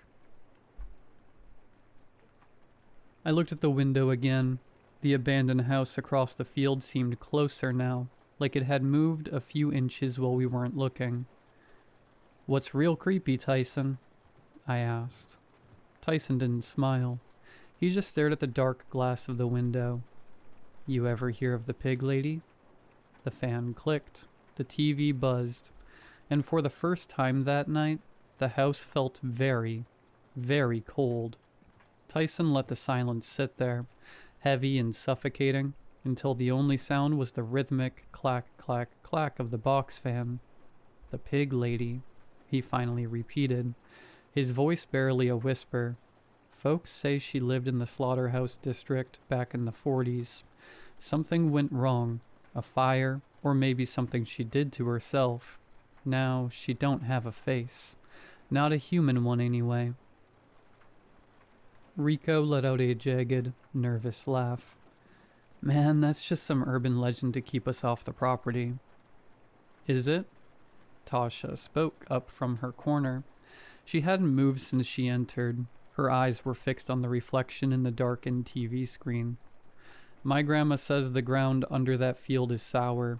She says when the city tore those houses down, they did it because the houses were screaming." "All right, enough," Rochelle snapped, though I noticed her fingers were white where she gripped the edge of her textbook. "It's Friday night. We aren't doing this." But the seed was planted. I could feel a low-level hum in the back of my skull. Every time I looked at the window, the reflection of the living room felt wrong. It was like the room in the glass was a second late catching up to our movements. "I bet y'all wouldn't even walk to the porch," Kim teased, her eyes gleaming with that reckless energy she always had. Me and Rico gave each other that look, like we about to run just talking about it. "I ain't scared of no old house," Rico barked, though he didn't move. "Prove it," Kim challenged. "Truth or dare, and I already know what the dare is." "Truth or dare?" Rochelle laughed, but it was a dry, humorless sound. She slammed her textbook shut, the dust motes dancing in the lamplight. "Absolutely not. Every time we play that, someone ends up crying, or the cops end up at the door because Kim dared someone to throw eggs at a patrol car. We're staying inside. We're being civilized." "Civilized is boring, Ro," Tyson groaned, his massive frame shifting in the recliner. He'd finished the sausages and was now eyeing a bowl of stale chips. "Besides, Aunt is staying the whole weekend. Rico just told us. You really gonna make us leave him here just to play Street Fighter until his thumbs bleed?" "Wait, Aunt's staying?" Kim's eyes lit up with a predatory sort of glee. She turned to me. "And you didn't say nothing? Man, if I gotta go back to my house and listen to my auntie argue with the cable company all night, I'm gonna lose it." "Can we stay?" Tasha asked quietly. It was the most she'd spoken all night. She was still tucked into the corner near the hallway, her fingers nervously twisting a loose thread on her hoodie. "My house feels loud tonight. I don't want to be there." Rico looked at Rochelle. Rochelle looked at the ceiling, praying for patience. "Please," Kim begged, pouting with exaggerated drama like usual. "We'll be good. We'll even help with the dishes. Maybe." "Ma's gonna kill us," Rico muttered, though I could see he wanted the company. The house felt too big with just the three of us when the sun went down. "She's about to head out for her shift," Rochelle said, checking her watch. "If she says yes, you stay. If she says no, you're out the door the second her car pulls out the driveway. Understood?" A chorus of bet and thank you erupted. A few minutes later, Michelle, Rico, and Rochelle's mom came down the hall in her nurse's scrubs, smelling like peppermints and industrial soap. She was tired, the dark circles under her eyes deep enough to hold shadows. But she had that soft mom heart. Fine, she sighed, pointing a finger at Tyson. But if I come home and my fridge is empty, Tyson, you're paying me back in manual labor, and Rochelle is in charge. I mean it. No wandering, no trouble. Yes, ma'am, the three of them said in a practiced, perfect unison. We watched from the window as her taillights faded into the Detroit haze. The second the sound of her engine vanished, the atmosphere shifted. The grown-up air left the room, replaced by a jittery electric tension. All right, Kim said, dropping onto the floor and crossing her legs. Since Rochelle is a fun killer and won't let us play truth or dare yet, let's talk about why we're actually staying. Let's talk about the stuff people don't say out loud. You mean ghost stories? I asked, trying to sound braver than I felt. Real ones, Tyson said. We went around the circle. Kim told a story about some hitchhiker of 8 Mile that felt like something she'd read on a forum. Rico told a story about a haunted barber shop on the west side that made us laugh more than scream. But then Tasha spoke. My grandma, she started, her voice so low we had to lean in. She says that before the city tore those 3 houses down across the field, there was someone who lived in the middle one. They kept animals in the basement, not for food, for company. She said they started sounding like those animals, grunting, squealing. One night, the neighbors heard a scream that sounded like a person being put through a meat grinder. When the police came, the person who lived there was gone, but the animals were fat, real fat, and they had human hair stuck in their teeth. Silence fell over the room. The box fan clicked. Clack, clack, clack. That's just a story, Tasha, Rico said, his voice cracking slightly. Then why did the city tear the houses down? Tasha asked. Nothing grows there, Rico. Not even the weeds look right. Man, whatever, Tyson said, clapping his hands together to break the spell. I'm bored of talking. Let's do it. Truth or dare, right now. Simple stuff first to get the blood flowing. We started easy. Rico had to call his crush and hang up.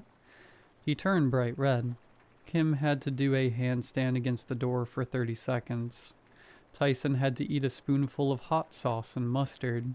We were laughing, the dread from Tasha's story beginning to recede. Then Kim turned to me and Rico. Her smile wasn't friendly anymore. It was sharp.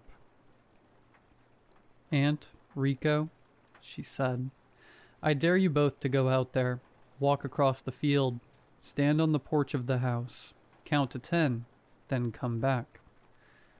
My stomach did a slow, cold roll. I looked at Rico. He looked like he wanted to vanish into the floorboards. The house? I whispered. The house, Kim reaffirmed. Unless you're both just talk. The room went quiet again. The flickering streetlight outside cast a long, skeletal shadow of the window frame across the floor, pointing straight toward the field. Fine, I said, my voice sounding like it belonged to someone else. We'll do it. The air outside the front door was different from the air inside. Inside it was heavy with the smell of Rico's house, old carpet, pine sol, and the lingering scent of fried sausage. Outside the night felt hollow. It was that weird, dead silence you only get in the city when the wind dies down and the streetlights hum just a little too loud. You don't have to do this, Aunt, Rico whispered as we stepped onto the sidewalk. His voice was thin, like paper tearing. And let Kim hold this over us for the rest of the year? No, I said. though my legs felt like they were made of lead. 10 seconds, Rico. We count fast. We run back. Easy. We stepped off the concrete and into the field. The grass wasn't just overgrown. It was thick and oily, dragging against our shins. Every step felt like the ground was trying to hold on to us. As we approached the house, the light from the street lamp seemed to fail. It didn't just get darker. The light seemed to be repelled by the structure, curving around it like water around a stove. The house loomed. Up close, the rotting Victorian looked less like a building and more like a carcass. The wood was gray and peeling, like dead skin. We reached the porch. The steps groaned under our weight, a deep, wet sound like a bone snapping in slow motion. 1, I whispered. 2, Rico countered, his eyes darting toward the black void of the front window. 3, 4. At 5, the sound started. It came from right behind the front door. It wasn't a knock. It was a rhythmic, wet thud, thud, thud, like something heavy and fleshy was being swung against the door from the inside. Then a long, rattling breath, congested, bubbling with fluid, followed by a sharp, guttural sound. Rico didn't even wait for 6. He spun around and bolted. I was right on his heels, my heart hammering so hard it felt like it was going to burst through my ribs. We scrambled back across the field, the weeds hissing against our clothes, until we burst through Rico's front door and slammed it shut, sliding the deadbolt home with a frantic click. "Whoa, whoa," Tyson laughed, jumping back from the door. "Y'all look like you saw the devil himself." "Something was in there," Rico gasped, doubled over with his hands on his knees, his face the color of ash. "Something big. It hit the door. It sounded like an animal." Kim crossed her arms, a skeptical smirk on her face. "It was probably a stray dog or a squatter. You didn't even stay for the full 10 seconds. I was watching through the window. You hit that porch and turned tail in 5. "It wasn't a dog, Kim," I snapped, my hand still shaking. "I'm telling you, it was right there, right behind the wood." "You guys didn't do the dare right," Kim insisted, shaking her head. "A dare is a dare. If you don't finish it, it doesn't count. You are officially the biggest scrubs." "Scrubs?"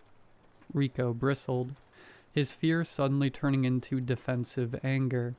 "We went out there. I didn't see you moving toward the door. You're sitting here acting tough behind a locked deadbolt. You're the chicken, Kim. You and Tyson and Tasha." "I ain't no chicken," Tyson growled, standing up. "I'll go right now." "Then let's go," I challenged, the adrenaline making me reckless. "Since you're so brave, Tyson, let's all go. If it's just a squatter, then 6 of us can handle it."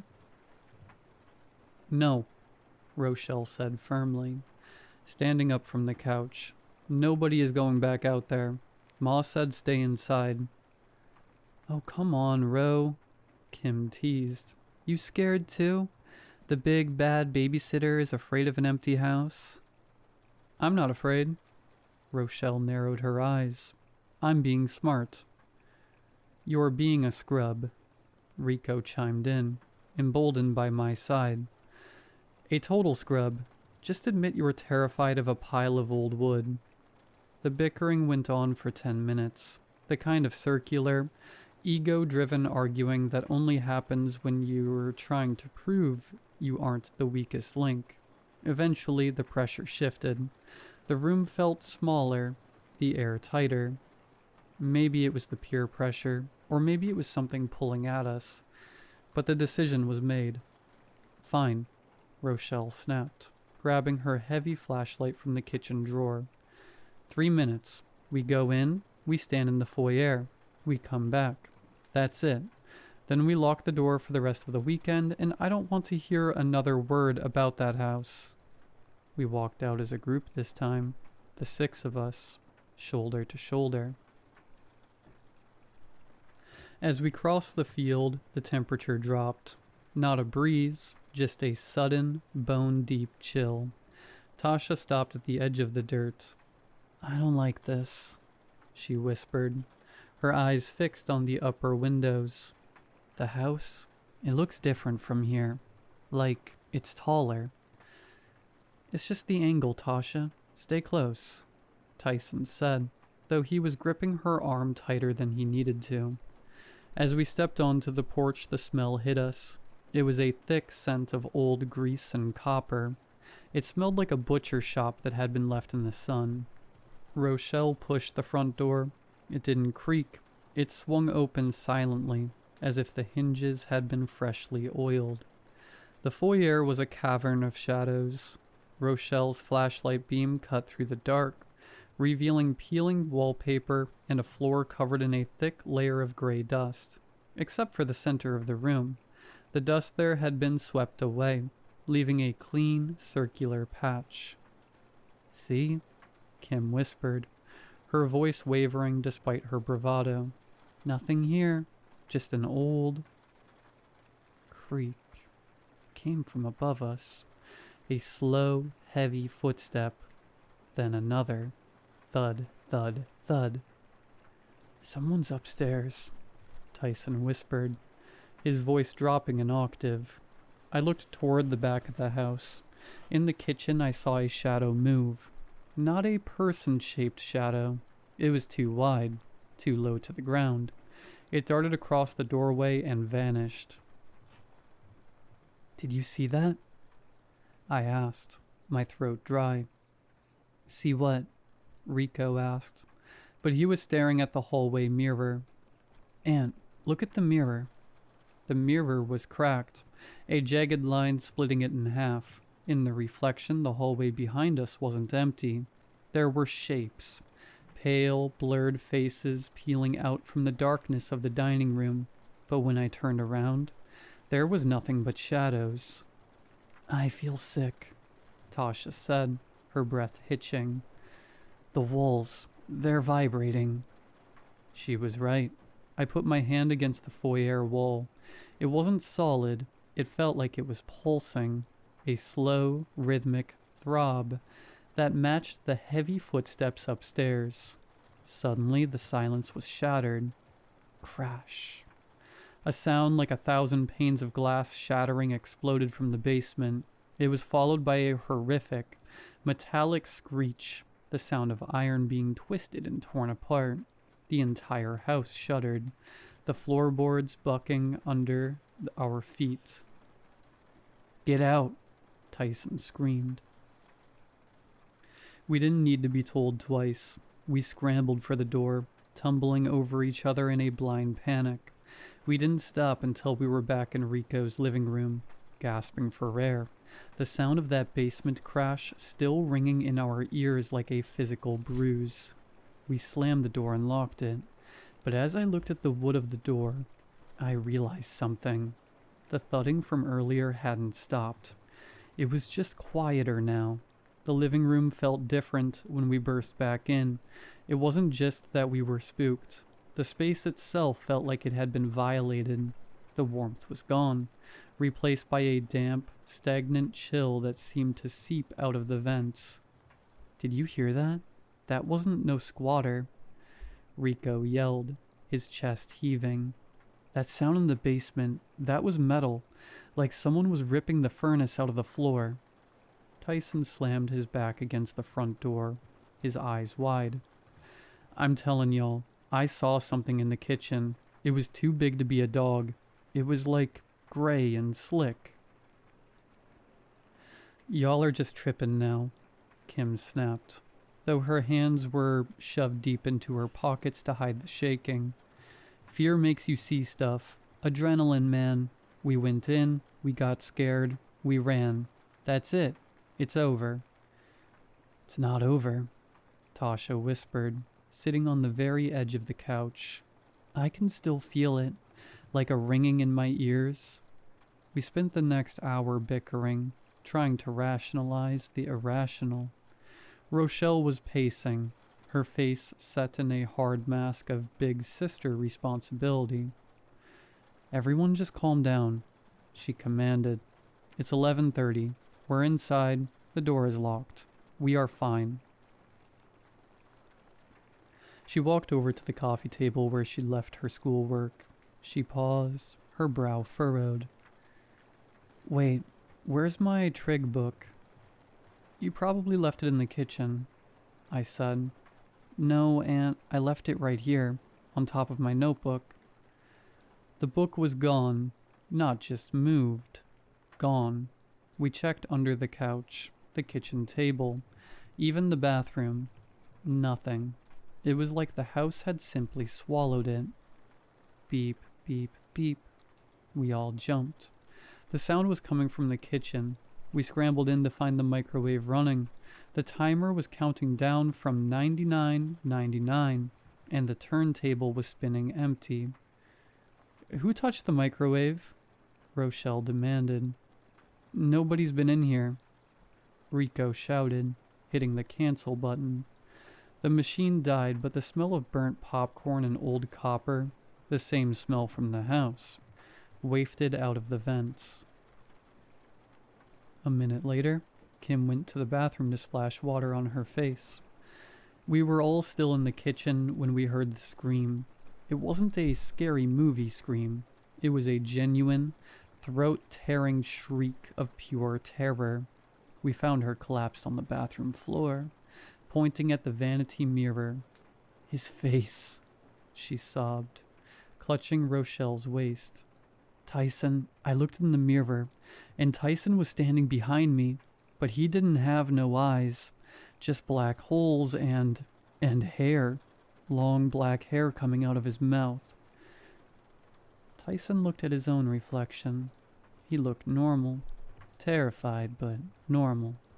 "I'm right here, Kim. I didn't even leave the hallway." "It's the house," Tasha said, her voice dead and flat. By 1 a.m., we tried to force a sense of normalcy. Rico popped a VHS of Teenage Mutant Ninja Turtles into the player. "Just watch the movie," he muttered. "Focus on the turtles. Focus on New York, not Detroit." We huddled together on the floor and the couch. For 20 minutes, it worked. Michelangelo was making jokes about pizza, and we were actually starting to breathe again. Then the screen glitched. High voltage static tore across the image, turning the green of the turtles into a sickly, bruised purple. The audio slowed down, the voices dropping into a deep, demonic growl. The scene shifted. It wasn't New York anymore. It was a grainy, black and white shot of a basement. Rico's basement. I saw the stairs, the ones we had walked past 100 times. A figure was huddled in the corner, wrapped in a tattered floral dress. She was hunched over something, her back to the camera. Then she turned her head. It wasn't a face, it was a snout, wet, pink, and twitching. The screen snapped back to the movie. Leonardo was swinging his katanas. Did y'all see that?" I asked, my voice trembling. "See what?" Tyson asked, though he was gripping the armrest so hard his knuckles were white. "It was just a tracking error. Old tape, Aunt. Just an old tape." Around 2:30 a.m., screams started outside. They were distant at first, echoing down the block. It sounded like someone being chased, or maybe a drunk losing their mind. "Just crackheads," Rico whispered, though he didn't sound convinced. "Block is always loud on Fridays." But the screams didn't move past the house. They stayed right outside the window. And then they changed. They didn't sound like screams anymore. They sounded like someone trying to imitate a human voice. A high, mocking, "Help me, please help me," that ended in a wet, rhythmic snorting.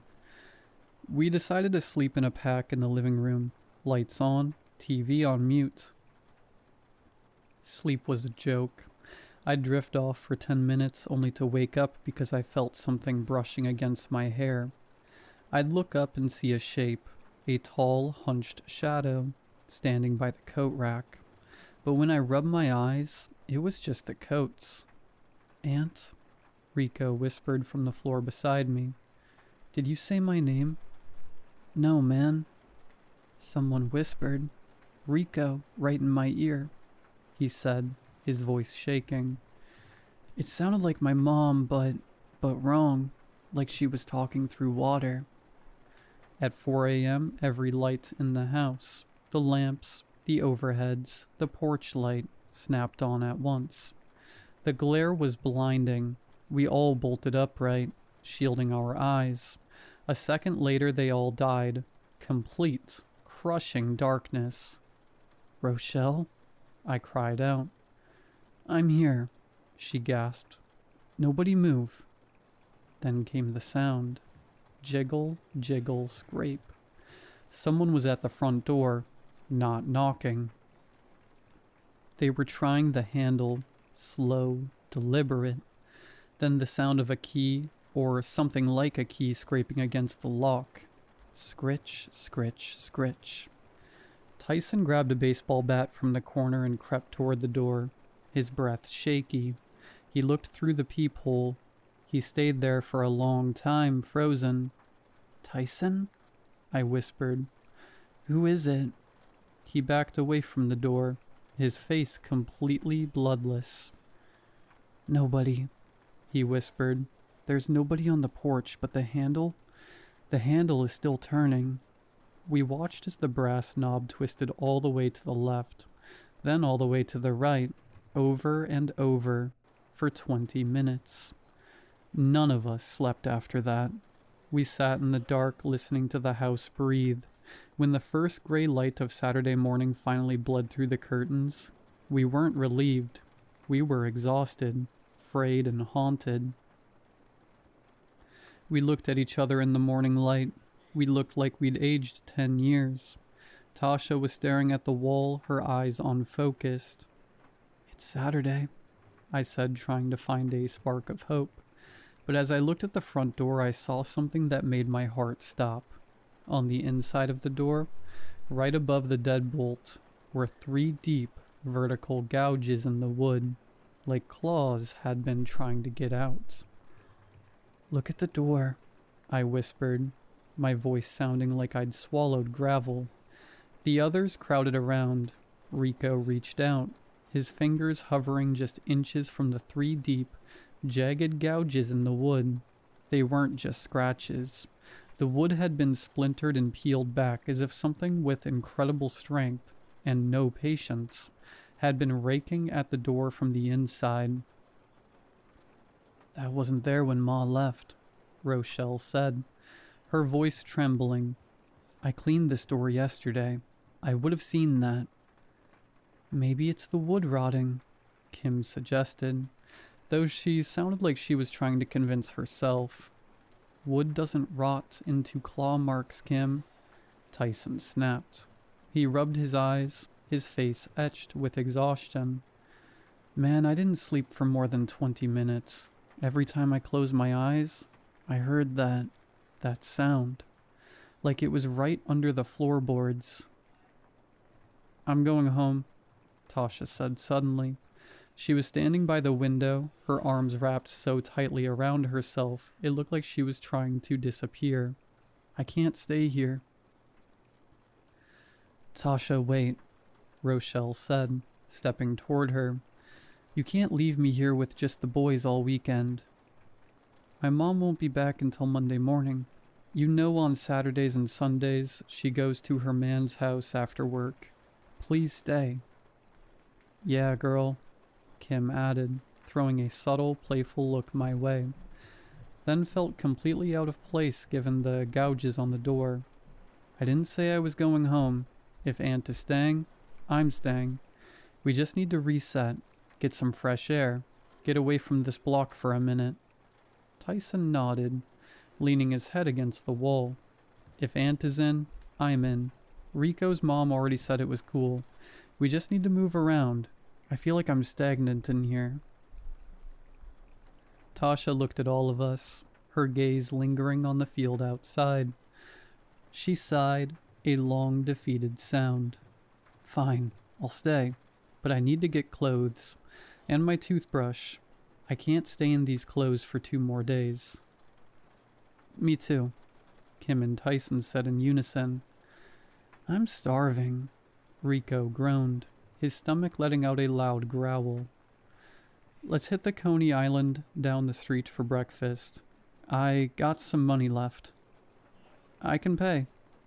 We can pay, I added. Then we'll hit Tasha's house first since she's the closest. Then the rest of y'all. Wait, Rochelle said, ever the general. Before we go anywhere, we are not leaving this house a mess. Put the blankets away, stack the pillows, and someone empty the trash. If Ma comes home to a wreck, we're all dead, ghost or no ghost. We spent the next half hour in a blur of forced productivity. It felt good to move, to do something normal like folding a quilt, even if I kept glancing at the hallway mirror every time I passed it. By 9 a.m., the sun was trying its best to pierce through the Detroit haze, and we stepped out onto Faircrest. The walk to the Coney Island was quiet. We passed the field, and I swear the house looked smaller in the daylight, shabbier, less imposing. It was just a ruin, or so I wanted to believe. Inside the Coney Island, the smell of grease and grilled onions usually made my mouth water. Today it made me nauseous. We sat in a red vinyl booth that had seen better decades. A waitress with a tired bun and a name tag that said Doris walked over, her notepad ready. "What can I get you kids?" she asked, her voice raspy from years of cigarettes. "Breakfast platter, extra bacon," Tyson said. Doris scribbled it down. "1 plate of raw dog, hold the hair," she muttered. Tyson froze. "Wait, what did you say?" Doris looked up, blinking. "I said 1 breakfast platter, extra bacon. You okay, sugar? You look like you've seen a ghost." Tyson swallowed hard. Yeah, my bad. I misheard you." I looked over at the large mirror behind the counter. For a split second, I saw a reflection of our booth. But instead of the 6 of us, the booth was packed with shadows. Dark, upright shapes with no features. I blinked and it was just us again. Kim was checking her hair, and Rico was picking at a loose thread on the table. Suddenly the bell above the door chimed. I looked toward the entrance. A tall figure in a tattered floral dress stepped inside, its head ducked low. I felt a jolt of ice water hit my veins. Rochelle and Rico both jerked their heads towards the door at the same time, but when the door finished swinging shut, there was no one there. The entryway was empty. The bell was still vibrating. "Did you see?" Rico started. "Yeah," I whispered. "See what?" Kim asked, looking between us. "Nobody came in." "Never mind," Rochelle said, though she was gripping her fork so hard her knuckles were white. "Let's just eat and get out of here." After breakfast, we started the walk toward Tasha's house. We had to cut through the edge of the local park. Usually on a Saturday morning, you'd see kids on the swings or guys playing basketball, but the park was empty. As we walked past the line of trees, I saw a shape in the distance. It was standing near the slide. It looked like a person, but the proportions were all wrong. The arms were too long, reaching down past its knees. It was hunched over, moving in a strange, jerky rhythm. "Look," I pointed. Tyson and Rico looked. The shape was there for a heartbeat, a dark blot against the rusted playground equipment. Then we all blinked and it was gone. Just the empty swing set, swaying slightly in a wind we couldn't feel. "We need to hurry," Tasha whispered, her pace quickening. "I don't want to be out here. I don't want to be anywhere." We kept moving, the sun feeling cold on our skin instead of giving off its normal warmth. A few hours have passed. since we went with Kim and them to get their stuff. On the way back, we stopped at Wizard's Arcade. The arcade was a neon-soaked cathedral of bleeps, bloops, and the heavy scent of ozone and floor wax. For a while, the 90s vibe of the place actually worked. We dropped our bags of clothes by the prize counter and dove into the rows of cabinets. "Aunt, if you pick Ryu one more time, I'm unplugging the machine," Rico shouted over the roar of Marvel vs. Capcom. "You're trash with anybody else." "I'm a specialist, Rico. There's a difference," I shot back, slamming the buttons. "And don't talk to me about trash when you still can't beat the first boss in Metal Slug without using 5 continues." "Yo, move over," Tyson said, looming over us with a handful of quarters. "You're both scrubs. I'll run the winner."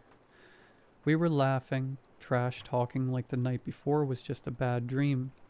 Kim was dominating a Dance Dance Revolution machine, her movements sharp and confident, while Rochelle and Tasha hovered near the air hockey table.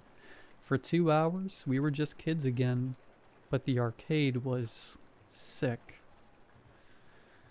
Every 20 minutes, the lights would dim and the cabinets would let out a collective electric moan as the power surged. "Sorry, babies," Mrs. Love yelled from behind the counter. "City's been working on the lines all day. Transformers are acting up." Mrs. Love has been running the place as long as any of us could remember. We nodded, accepting the excuse, but the glitches started getting specific. I was playing Mortal Kombat when the screen tore.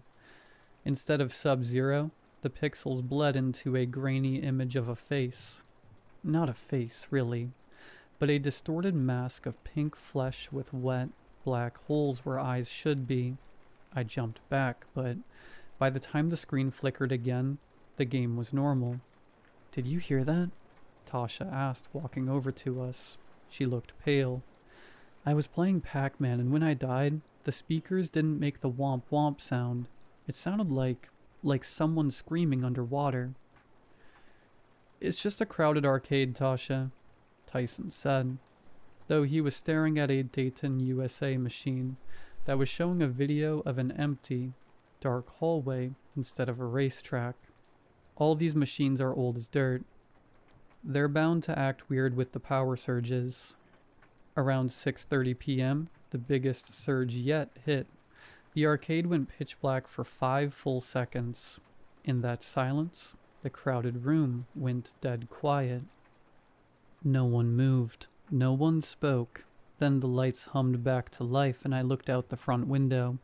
The streetlights were already on. The orange glow was reflecting off the sidewalk like pools of oil. "Time to go," Rochelle said, her voice leaving no room for argument. "We gotta get back before the neighborhood gets too rowdy." On the way back, we stopped at Ray's corner store. "Alright, who's going in?" I asked. "Ray's gonna have a heart attack if all 6 of us walk in there at once. He already thinks we're a gang just because we're wearing hoodies." "I'll go," Tyson said. "I need my red Faygo and some hot fries." "I'm going too," Kim said, grabbing Tyson's arm. "I need my chocolate. Aunt, what you want?" "Get me a lemon-lime Gatorade and some barbecue chips," I said. Rico and the girls gave their orders, and we watched Tyson and Kim disappear inside. The 4 of us, Rochelle, me, Tasha, and Rico, waited on the sidewalk. The streetlights above us were buzzing with a high-pitched, angry hum, flickering in a way that made our shadows dance and stretch unnaturally. "Today is just off," Tasha whispered, looking up at the sky. "It's too quiet, even for a Saturday." "It's just the power stuff," Rochelle said, though she kept looking over her shoulder toward the field. "The whole grid is probably messed up. Hey, Aunt, when we get back, we finishing that Martin marathon?" "Man, forget Martin," Rico chimed in. "We gotta watch Tales from the Hood. It's a classic." Bang. A massive metallic crash echoed from the alleyway behind the store. It sounded like an industrial dumpster had been picked up and slammed against the brick wall. We all jumped, Rico nearly tripping over his own feet. "What the hell was that?" I hissed. A second later, a scruffy-looking guy stumbled out from behind the trash bins, muttering to himself and kicking a loose can. He didn't even look at us as he wandered off down the street. "Just a crackhead," Rochelle sighed, her hand over her heart. "My God, we are all on edge." Tyson and Kim kicked the door open, laughing and carrying 2 plastic bags overflowing with junk food. Kim walked straight up to me, pulling out my Gatorade. She leaned in close, giving me a smirk and a quick wink. "Here you go, Spec Ops," she teased, her eyes lingering on mine for a second longer than usual. "Don't say I never did nothing for you." We turned on to Faircrest, the bags of snacks crinkling in the quiet night, but as we got within 50 yards of the house, the atmosphere curdled. Every dog on the block started barking, not the usual "mailman is here" bark, but a frantic, terrified howling. It was a chorus of desperate sounds coming from backyards and porches all down the street. It felt like they were all facing the same direction. They were barking at the field. We stopped at the edge of Rico's porch. The dogs were losing their minds, their voices raw and strained. We stood there for a long beat, looking at the empty lot next door. The house wasn't very visible in the dark, just a darker shape against the black sky. "Inside," Rochelle whispered. "Now." We didn't argue. We stepped inside and locked the door, but for the first time, the locks felt like they were made of glass. The transition from the arcade's neon buzz to the suffocating quiet of the house was jarring. We put on Martin, and for a while, the slapstick comedy and the canned laughter acted like a shield. We were laughing, shoving barbecue chips into our mouths and acting like we weren't all hyper-aware of every floorboard that groaned. But Tasha? She wasn't laughing. Every few minutes her head would snap toward the window, her eyes fixed on the black void where the field began. Around 9 p.m. the house phone rang, the sharp, old-school trill making us all jump. "Hey, Ma," Rochelle said, her voice instantly shifting into responsible daughter mode. We heard the muffled, scratchy voice of Michelle on the other end. "Yeah, we're good. No, nobody's been outside. Okay, yeah, the dresser? Got it." She hung up and looked at us. Ma said we can order pizza. She left money in her room. The argument over toppings was the most normal we had felt in 48 hours. Meat lovers versus pepperoni. Thin crust versus thick. It was a beautiful, mundane distraction. By 10 p.m. the pizza guy arrived. Rochelle paid him through a cracked door, her eyes scanning the dark porch before she snatched the boxes and slammed the bolt home. We swapped over to Tales from the Hood. The irony of watching a horror movie wasn't lost on us, but it felt like we leaned into the fear. Maybe it would stop sneaking up on us. Around 10:30 p.m., the sky finally broke.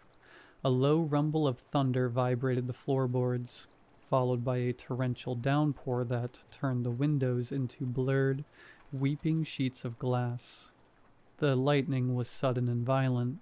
During one particularly bright flash, the light hit the TV screen just right. I saw a reflection in the glass. Someone standing right behind the couch. A tall, hunched shape with a thick, fleshy neck. I whipped my head around. Nothing but the wall and the coat rack. I looked at Rico. He wasn't watching the movie. He was staring at the window, his face illuminated by a jagged streak of lightning. "Aunt," he whispered, "I swear I just saw a light in the house, like a candle moving past the upstairs window."